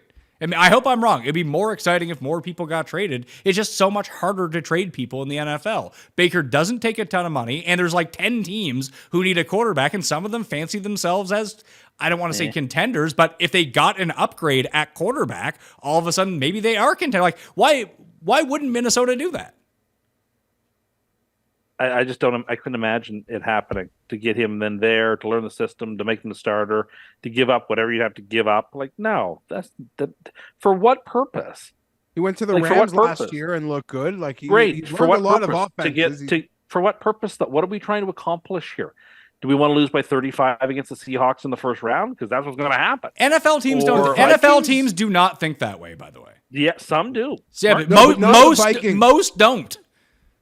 Most don't. And listening to some stuff the Vikings today, do you know in the Kirk Cousins era, apparently they've only played 2 meaningless football games Really? in 6 believe years. it. They've only I believe played it. 2 games that meant nothing in terms of making the playoffs. Now they only made the playoffs 2 times, but this is an ownership that like get us to late December and the season is a success. So to Pat's point, maybe that is all they really give a shit about, and this let's keep this ride alive. Let's bring in Baker. I don't see it happening. I don't see anybody trading for any quarterbacks. It's a big ask. It I is. agree. But if the Bucks are making people available, I would make Baker available. Like get that He'd out be there. low on my list of the people I'd want. But you think that Zach Wilson's good now? No, I don't. He's got a lot of problems. He just needs to keep this ship from completely sinking before Aaron comes back. This is what you've really latched onto, huh? The magic of healing 100%. I saw somebody somewhere, and maybe it was on Reddit. I don't know. Maybe it was on Twitter. Had a meme of Bart at Camp Krusty, and it just kept saying, "Rogers is coming. Rogers is coming. Rogers is coming." And that is who I am right now. It's quite the spot to be in. All right. That brings us to the midway point of the show, which means it's time for the first of 2 Cust Corners. Cust Corner, it's Cust Corner. Cust Corner, it's Cust Corner. He's got the hottest takes with the highest stakes. He should be president of the United States, but it's Cust Corner, it's Cust Corner. Cust Corner, Well, I mean, we sort of already did it because Geoff and I basically we basically conversed about last week and how right I was. That was last week's Cust Corner. What's this week's Cust Corner? Well, I had one prepared more or less for tomorrow. So your idea for Cust Corner this week was to talk about last week's Cust Corner? Well, I thought How I right thought he tomorrow was. How was the right big one. 'Cause he we're gonna have- was. We're gonna have so many fewer games tomorrow. That I Okay. thought that- Well, yeah, but the reason that we have fewer games tomorrow is because Geoff and I have to do a short show. I know that, but there's also fewer games. But I thought we were going to do the corner tomorrow. No, we're doing it in both shows. So how about this? I'll throw out some topics for you. Sure. Can you tell people what you told us on the weekend about some of the costumes you saw at the Comic-Con that was in our city? Oh, yeah. So there was a Comic-Con in our city this weekend, and I'm downtown for unrelated reasons and seeing people in those costumes. And I remarked that who like to think of myself as somewhat aware of like the Marvel movies and the world of like at a very surface level, some comic book stuff. I didn't recognize 80% of what people were dressed up as. If I was going to a Comic-Con, I'm going as Darth Vader.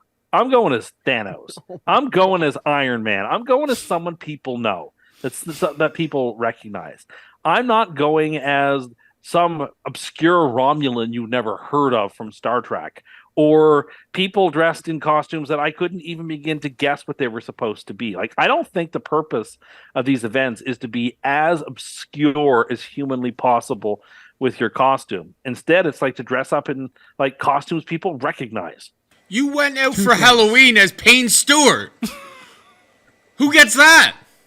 Well, to be fair, people did at the party. Friends of ours who aren't even golf fans asked me if that's who I was. So No one knew. So they talked. They were like, "Who the hell is he?" And then they came up to you and they're like, they were being nice. Yeah, I mean, I would go as Somebody Senator- asked somebody else who actually knew. They're like, "What? Did he just dress up as himself going golfing?" Yeah, there's a lot of chatter just going on between people's wives. Like, is he just dressed as himself? I would go as Senator Vreenak. It's a fake! As a Romulan senator, that would be great. Here's the point that you kind of miss here.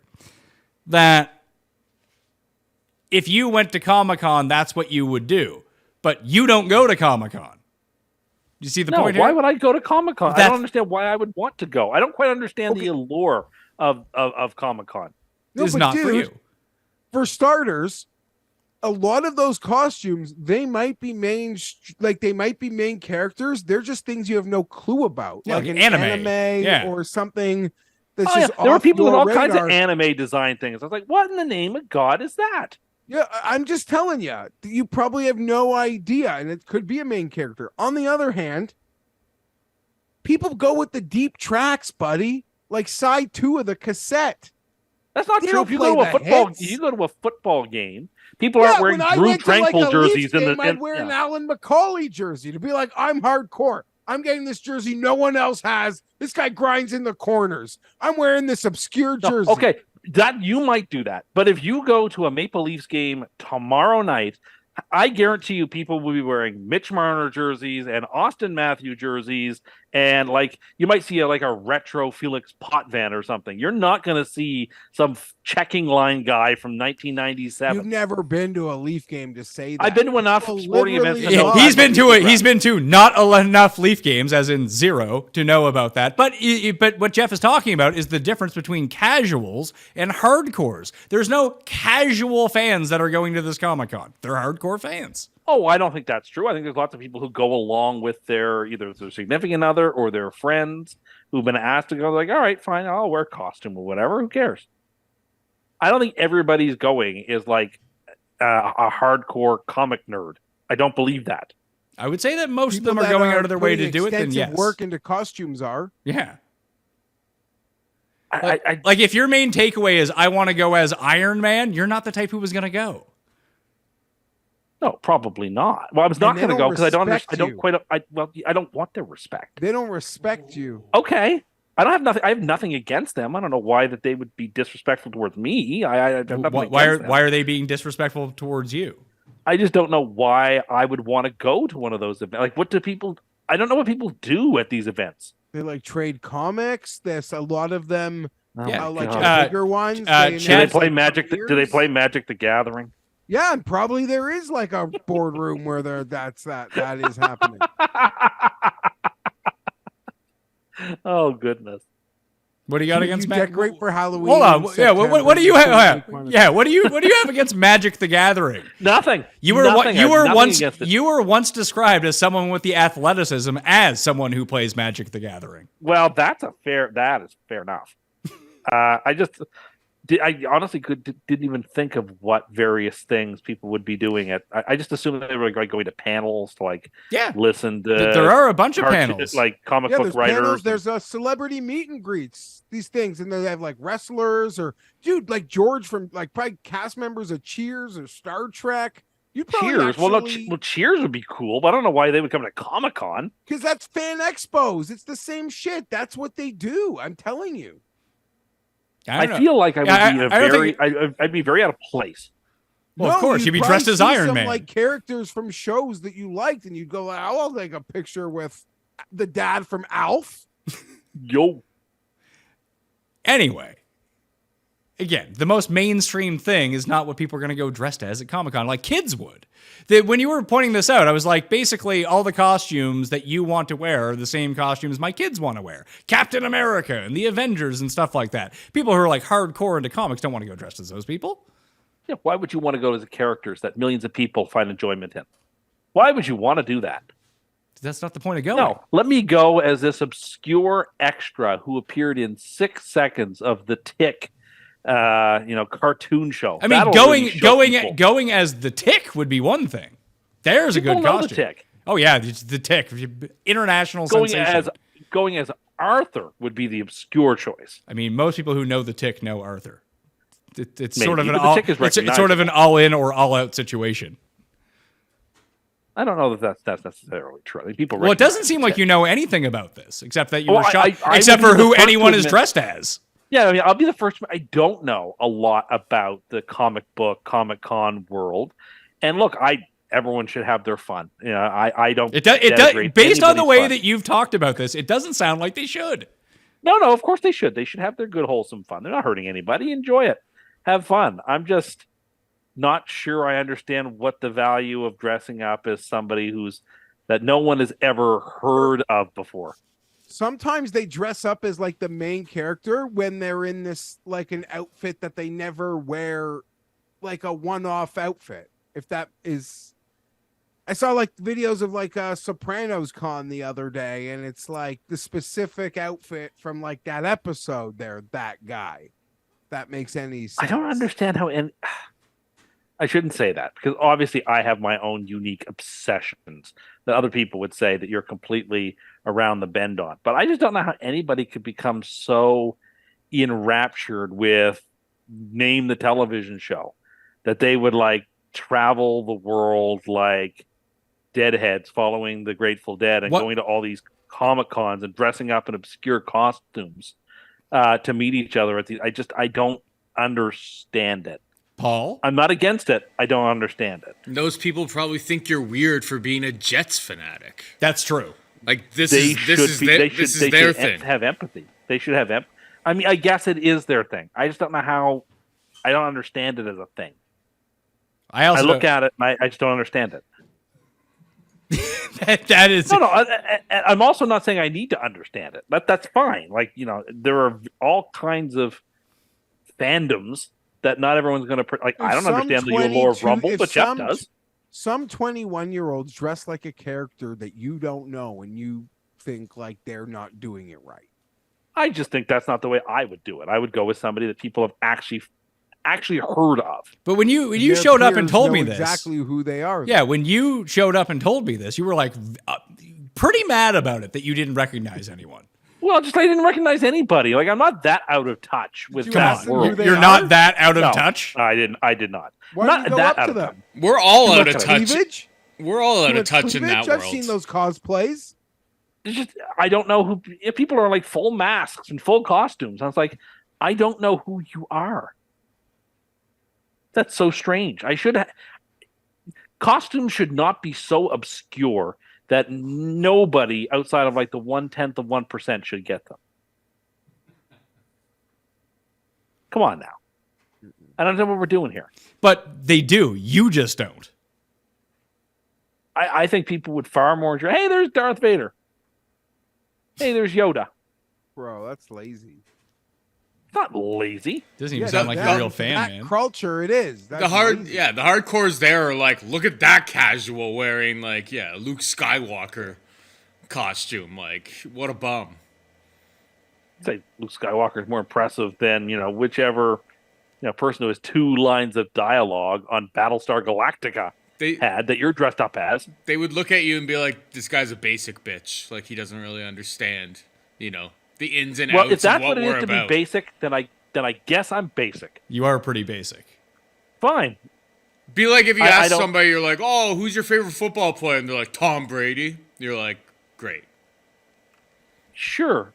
But if you told me that your favorite football player was Drew Tranquil or something, I'd say that that's a terrible answer. What if it was Crooked Tillery? Okay, so the other thing we found out, Geoff, is that Tim's afraid to go swimming. No, I'm not afraid to go swimming. I swim actually really well. I like swimming. See, I don't like swimming. none of this tracks, by the way. I just don't like swimming near fish because fish scare me. Because they could hurt you. How could they hurt you? They could bite you. They could poison you. You don't go swimming in the Amazon, Tim. The lake I on the told other you, side of as I your told house. you yesterday, as I told you yesterday, I saw the movie Anaconda. Don't you tell me that there isn't stuff in the water that could hurt me. He was scared. He was scared of electric eels. Like, bro, we live in Canada. They're around, I'm sure. Eels are around. Look, I like swimming in pools. I like swimming in lakes very close to the shore where it's shallow enough that I can see what's in the water. Okay, so That's what I like to swim in. so here's the thing. You say that you're great at swimming. And you just pointed out that you live on a lake, but don't go out of the shallow end of the lake. And when was the last time you were at a pool? Oh, there's a pool not far from my place. There is a pool by your house. When I was the last swimming time? laps in it as recently as this spring. General Aquafit. Yeah, that's where I took my General Aquafit class. That's not swimming. That's standing in the shallow end doing aerobics with 80-year-olds. It is swimming, but I was also doing laps and splashing around. Splashing around. Yeah, like, treading water, stuff like that. Really? You spent a bunch of time treading water, did you? Sometimes I would. Waiting never. for lanes. Not while you're waiting for lanes to clear. Tim, if you were waiting for a lane to clear, we know you're by the edge holding on. Come on now. No. Or in the shallow end standing up. No, I wasn't. You're just sitting there that. treading water for... How long can you tread water for? A decent amount of Lies. time. Lies. chance. If it's more than 3 No seconds, chance. it's lies. You people have no idea what you're talking about. I wish I'm I actually could, a decent. I'm not a great swimmer. My brother was like a competitive swimmer. He's an excellent. Probably because he used I'm the a- lake I'm and a good swimmer. Probably because he used the lake to go swimming. I'm not going in a big, massive lake where there are fish and things could hurt you. What's wrong based with on you? what you think a chin up is, I imagine treading water to you would allow you to hold the wall of the pool. No, it's not holding the wall of the pool. You're out in the water. I'm holding on to the flutter board. I'm not holding on to the wall. Great flutterboard. Tim's treading water in his fucking life jacket in the middle of a pool. No, it's not like that. That's like I'll often use the flutter board during the laps too. So you're I'm not even holding really. onto the- So you're such a good swimmer. You have to do laps with a flutter board. No, I don't have. Treading I don't. water I doesn't have a flutter board. I don't always use the flutter board during laps. I use it for some of my laps because I like it's better for extension. But then if I'm just waiting, I'll just hold on to the flutter board and tread water. It's all still my legs that are keeping me up. Like if you just stood there and held onto the flutter board, you would just sink to the bottom. You've got to actually kick your legs. It's energy. I'm not wearing water wings out there. And you know what? Pools are hygienic. They're full of chemicals that are clean. I can see what's in them. There's no piranhas. There's no sharks. There's no anything. I like a pool too. You can set it to a beautiful temperature. No one's arguing that. Well, they are. No, You they're being all afraid arguing it. of a minnow. You being afraid of minnows. Like in those the people lake. that go like scuba diving to see fish. You people, I understand less than the people going as obscure characters at Comic-Con. Why would you want to do that? That's so creepy. I love snorkeling. Snorkeling's great. I think Hey- I'm winning votes. And that's Oh yeah, this is a real bad look. Tim's afraid of the mythical mighty candiru, a fish so microscopic it will swim up your urethra and eat you from within. I just don't want to be around. I find it underwater and in the ocean to be very scary.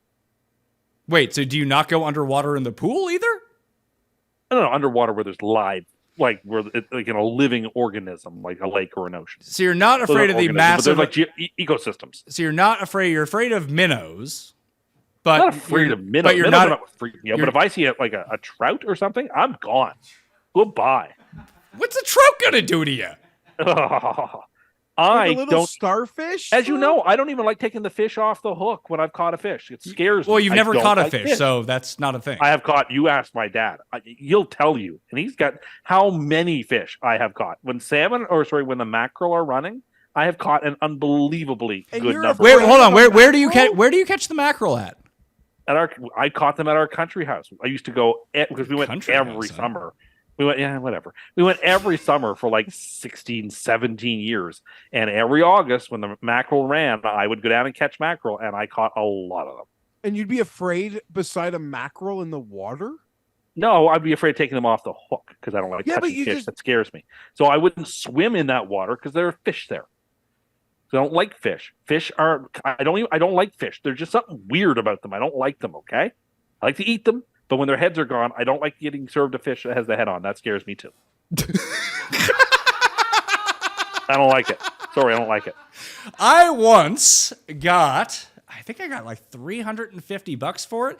People asked me, like we were out fishing, deep sea fishing, and we'd always go to this island. My grandfather and I, like my friends would come out, his friends would come out. Looking back on it, the amount of drinking that he did on those trips probably was not safe, but hey, we're all still here. That I got bet that I wouldn't take my finger after we caught, it was a giant cod, that I wouldn't jam my finger into the eyeball, flick it out, and then eat the eyeball. And you know what I did, Tim? I did it. This And is this is fear factor stuff. the cornea got stuck in my teeth. Oh, that's awful. This is not a charming story. That's what you do to win money. No, most people I think are closer to my position than yours. That they're afraid of fish. They are uncomfortable with fish. I would never do what either of you said. I would swim beside a fish, though. That Oh. doesn't scare me. Goodness. I would. No. I've been- Are you not afraid of the amount of piss that's in pools? That doesn't Just really happen. hold on. Just before you say it, just because you don't piss in pools doesn't mean not everyone No. else is pissing in pools. People are pools where grown-up people are swimming laps or doing aquafit are not places where people are doing that. Tim, you That's got a what bunch the of senior, chemicals are you got a bunch of seniors in the pool. They're taking a piss. No, they're not. Yeah, of they course are. they're not. They Of know course they better. are. Can't They would even not do that. control it, Tim. Yes, they can. Stop They pee saying when that. they sneeze. Tim, people are pissing in pools all the time. No, they're not. Yes, they are. Maybe the pools you're going to, not the pools I'm going to. People don't do that. Tim. Old people at Gentle Aquafit cannot control their bladder. They are pissing all up and down that pool. Well, who made you the doctor of all things, Paul? That They're you old know what people. happens with their bladder. Old people definitely can't hold their bladder. That old lady, Betty at Gentle Aquafit is pissing right next to you. That's why it feels weird. No, she's not. Don't say that. I also don't like that. Well, then you should never go in a swimming pool. They're hygienic. They're full of chlorine. Okay, then if you think that the chlorine's going to kill all the piss and you're not swimming around in piss and getting it in your mouth, then sure. Oh, Old golden shower Tim. We know what you're into. gross.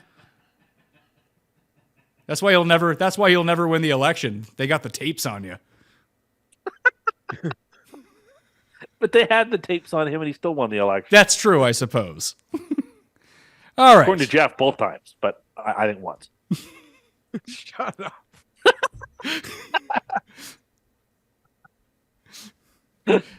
Well, many people ask, like, you're decorating for Halloween in advance, Valentine's Day in advance. Do you decorate for January 6th in advance? Yeah, very funny. Very funny.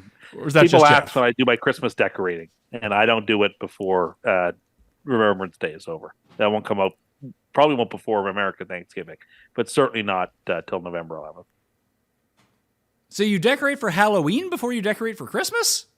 Like the longer way in that- advance? Yeah, but I keep them up longer after Christmas, right? I keep things up till January 6th. Till January 6th? So you put Yes, up your old January 6th Christmas. decorations. Old Christmas. Okay. I keep them up till then. So All right, we got Seahawks and the California Raisins, or Baltimore Ravens, whatever they're calling themselves these days. They're 5.5-point favorites at home. 43 is the over-under. I really like the Ravens in this game. I think the Seahawks are secret Cust. I think Seahawks are secret, maybe the second or third best team in the NFC. Well, that might still make them. But that would still make them secret Cust. Wouldn't be totally shocked if this was the Super Bowl preview. I don't know. Wouldn't be totally shocked. I wouldn't be totally shocked. I'd say there's a puncher's chance at it. The same way that we had like Bengals Rams 2 years ago or 3 years ago, when neither of those teams were the best team in their conference, but both were pretty decent and had some star players and got there. I kind of think that maybe we could see that too, given the relative parity at the top. Seattle has top-notch receivers, a quarterback who's a veteran, a defense that can play good football, well coached. Why not Seattle? I wouldn't count them out of any game. I like the Seattle team. I just feel like they keep winning games that they shouldn't win. And maybe that's a sign of a really good team. They lost the Bengals game they should have won. Yeah, that's true. And they should have just lost to the Browns, and then PJ Walker gifted them. But they didn't. But they didn't. You're right on that front. They lost to the Rams earlier in the season too. I actually see Baltimore and Seattle in a very similar vein. It's just Baltimore's like the good version of Seattle. Okay. I can understand it. I'm taking the Seahawks. I think Seattle's a really complete. Yeah, I do too. In a league with very few complete and teams. They shored up that run defense today, making that trade with the Giants. They paid a price for it, so they're going for it. As they another should. former Jet on the Seahawks, by the way. Yeah, how's the first one working out? Well, Adams' head was the person against whom the ball deflected to get the interception. So I guess it helped. It's weird that they're shoring up their run defense. They're already a top 10 run defense. It's their pass defense that needs help. I agree. But I just see and Baltimore's defense is amazing right now. They're first against the pass and fifth against the run. So it's going to be tough for Seattle to move the ball. We've seen them struggle. I'm more interested in this game than in the Chiefs-Dolphins game. I'm not. Good. I thought this game could get flexed if they could take Chargers Jets out and put this game. Well, you mean like a Monday night flex? Right. I know we can do that at some point. I just don't know when they can do it. So you guys are both taking. You guys are that confident in Seattle? I think it's going to be a very close game, and so I think the spread is a little too rich. Oh, Geoff, if you missed it on the Sunday night show, I bet the Bengals to win the Super Bowl at 25-1 and the Bengals to win the AFC at 12-1. I'm throwing that out there now. It's a good time. I don't hate it. Good time to bet on the Bengals. Yeah, I don't mind Last that. week was the time. I heard you say it. I heard you talk about it. It's that. tough though, because when I went back and looked at it, I didn't realize that the Bengals are 4-4 right now. 4 and. Well, they've had a bye, so they're 4. So no, they can't be. They got to be 4 and 3. 3 and 4? They're 3 and 3. They're 3 and 3. They're 3 and 3. No, they're 4 and 3. They're 4 and 3. Okay. Yeah, because 4 and 3. Okay. They beat every team in the NFC West. Those are their 4 wins. They beat the Rams, the Seahawks, the 49ers, and the Rams, and the Cardinals, sorry. Well. So, I'm worried that maybe there's a chance this division's really, when we keep looking at it, it was also the case that I was going to make for New England over Washington, that you keep saying how crappy some of these AFC teams are. All these crappy AFC teams are just way better than NFC teams. I mean, yes, that's true. But there are exceptions. Sure, and it's not like the NFC isn't going to win games against the AFC, but in general this year, the AFC is shellacking the NFC. Yeah, I mean, the NFC has real talent problems outside of the top 3 or 4 teams. I agree.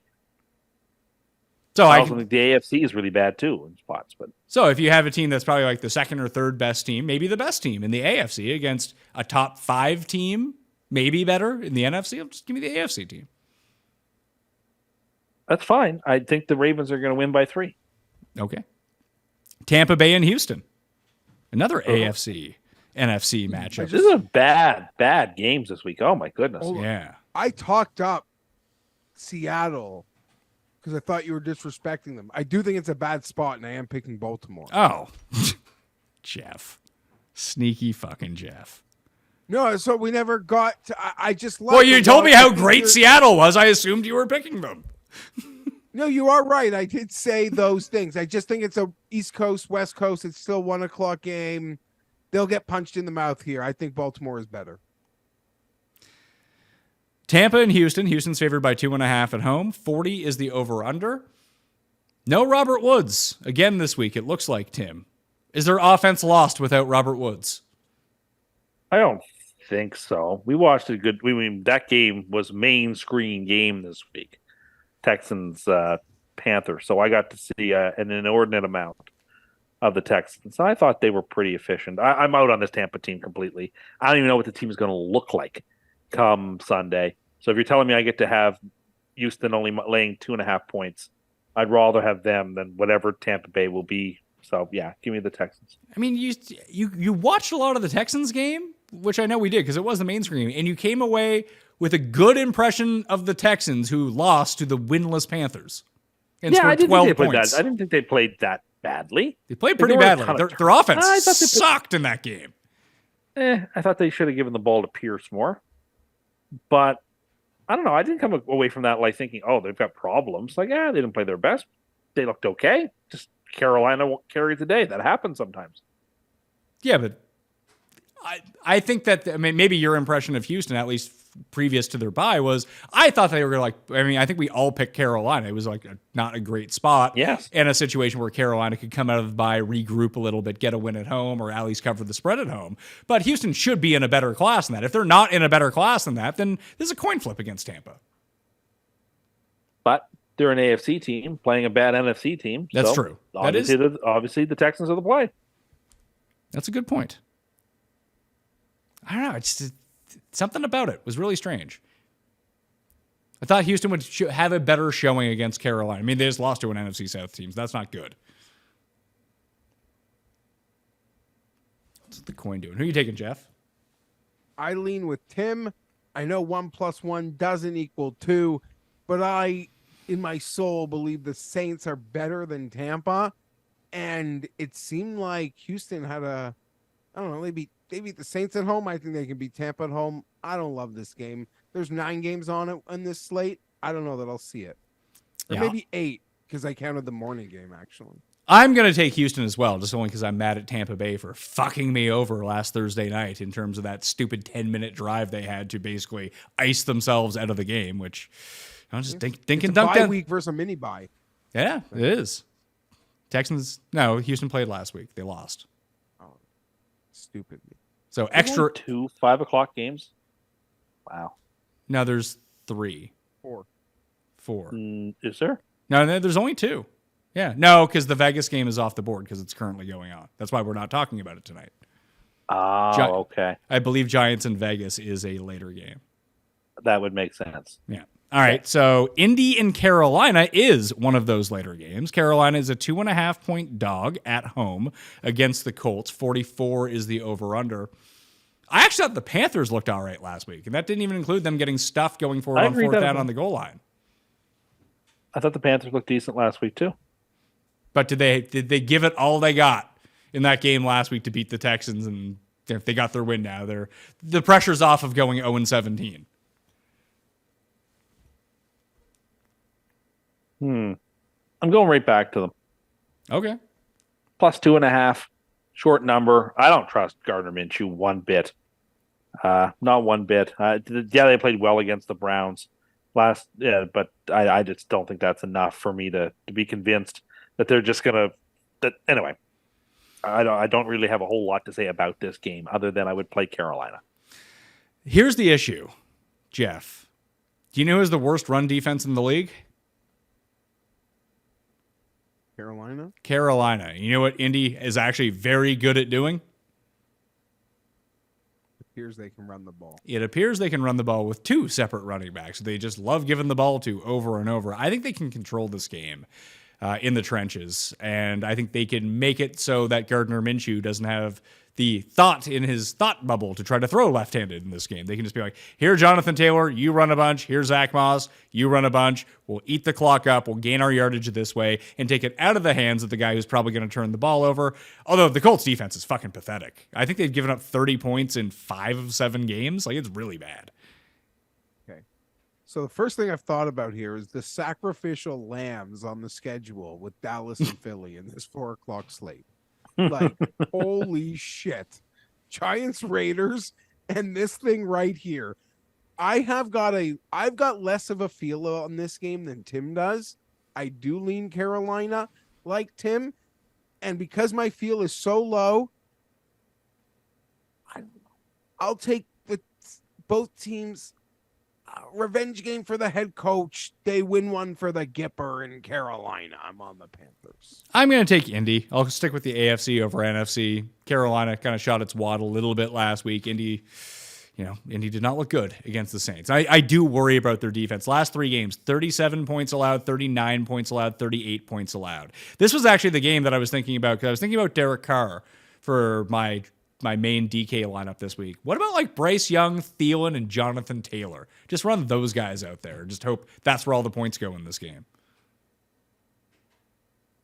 I think that's getting a little too clever. I don't think there's going to be that many points scored. I mean, I got my seat to this qualifier by playing Bryce Young as my quarterback.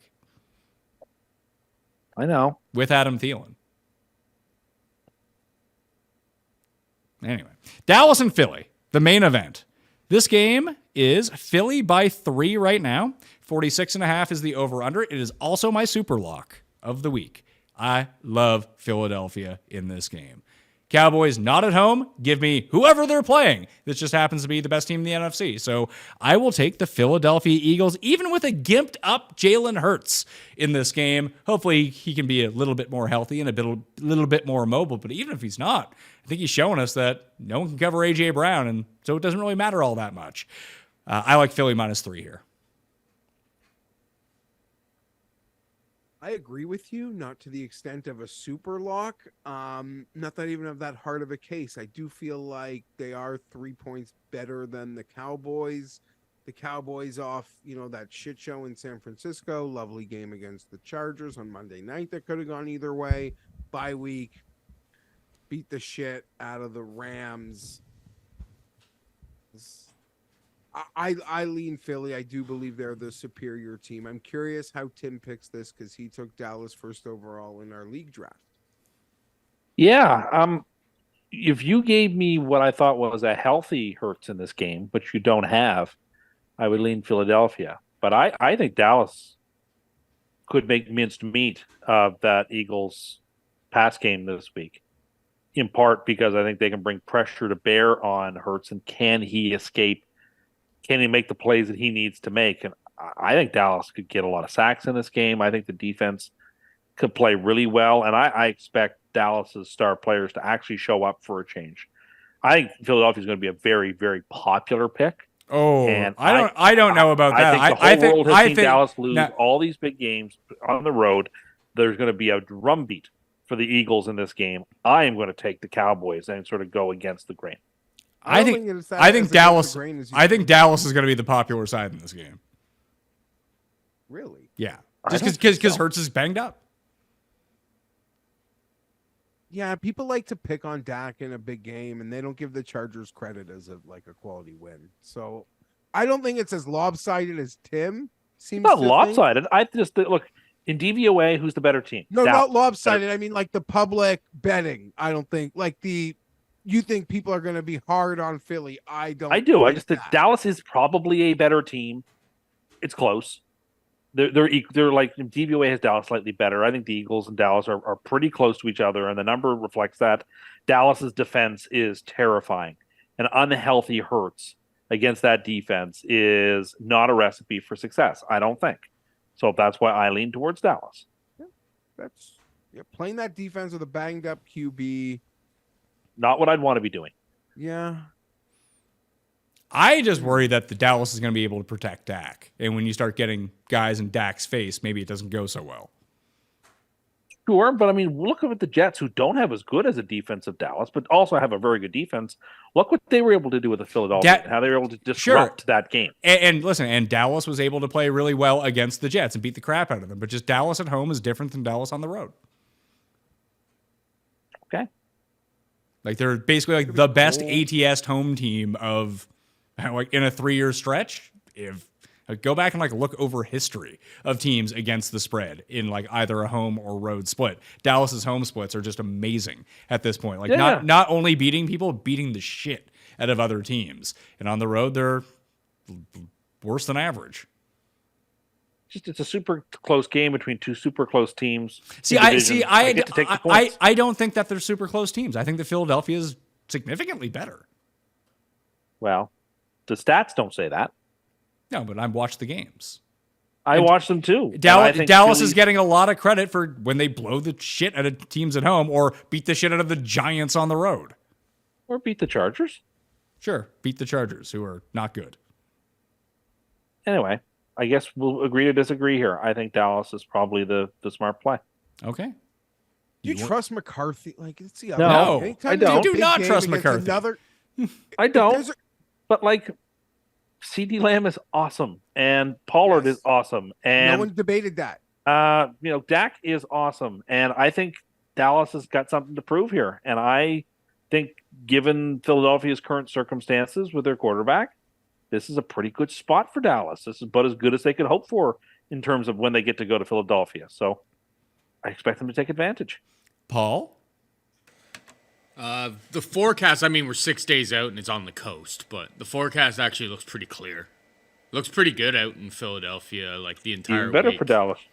It's sunny and I have it in Celsius, but it's between 18 and 15 pretty much every day there. That's a really nice day. Yeah. Seasonal. Anyway, yeah, I love the Eagles in this game. 35-20 Eagles. Well, then I guess they'll probably be your goal pick. I told you they were my super lock. Would you think that I would change that up? Sounds like the over is the super lock. Well, it's really. It's the Cowboys that I worry about. That they're one of those teams that once they get down on themselves, they kind of get down on themselves a lot. And things could be made a mess of real quickly.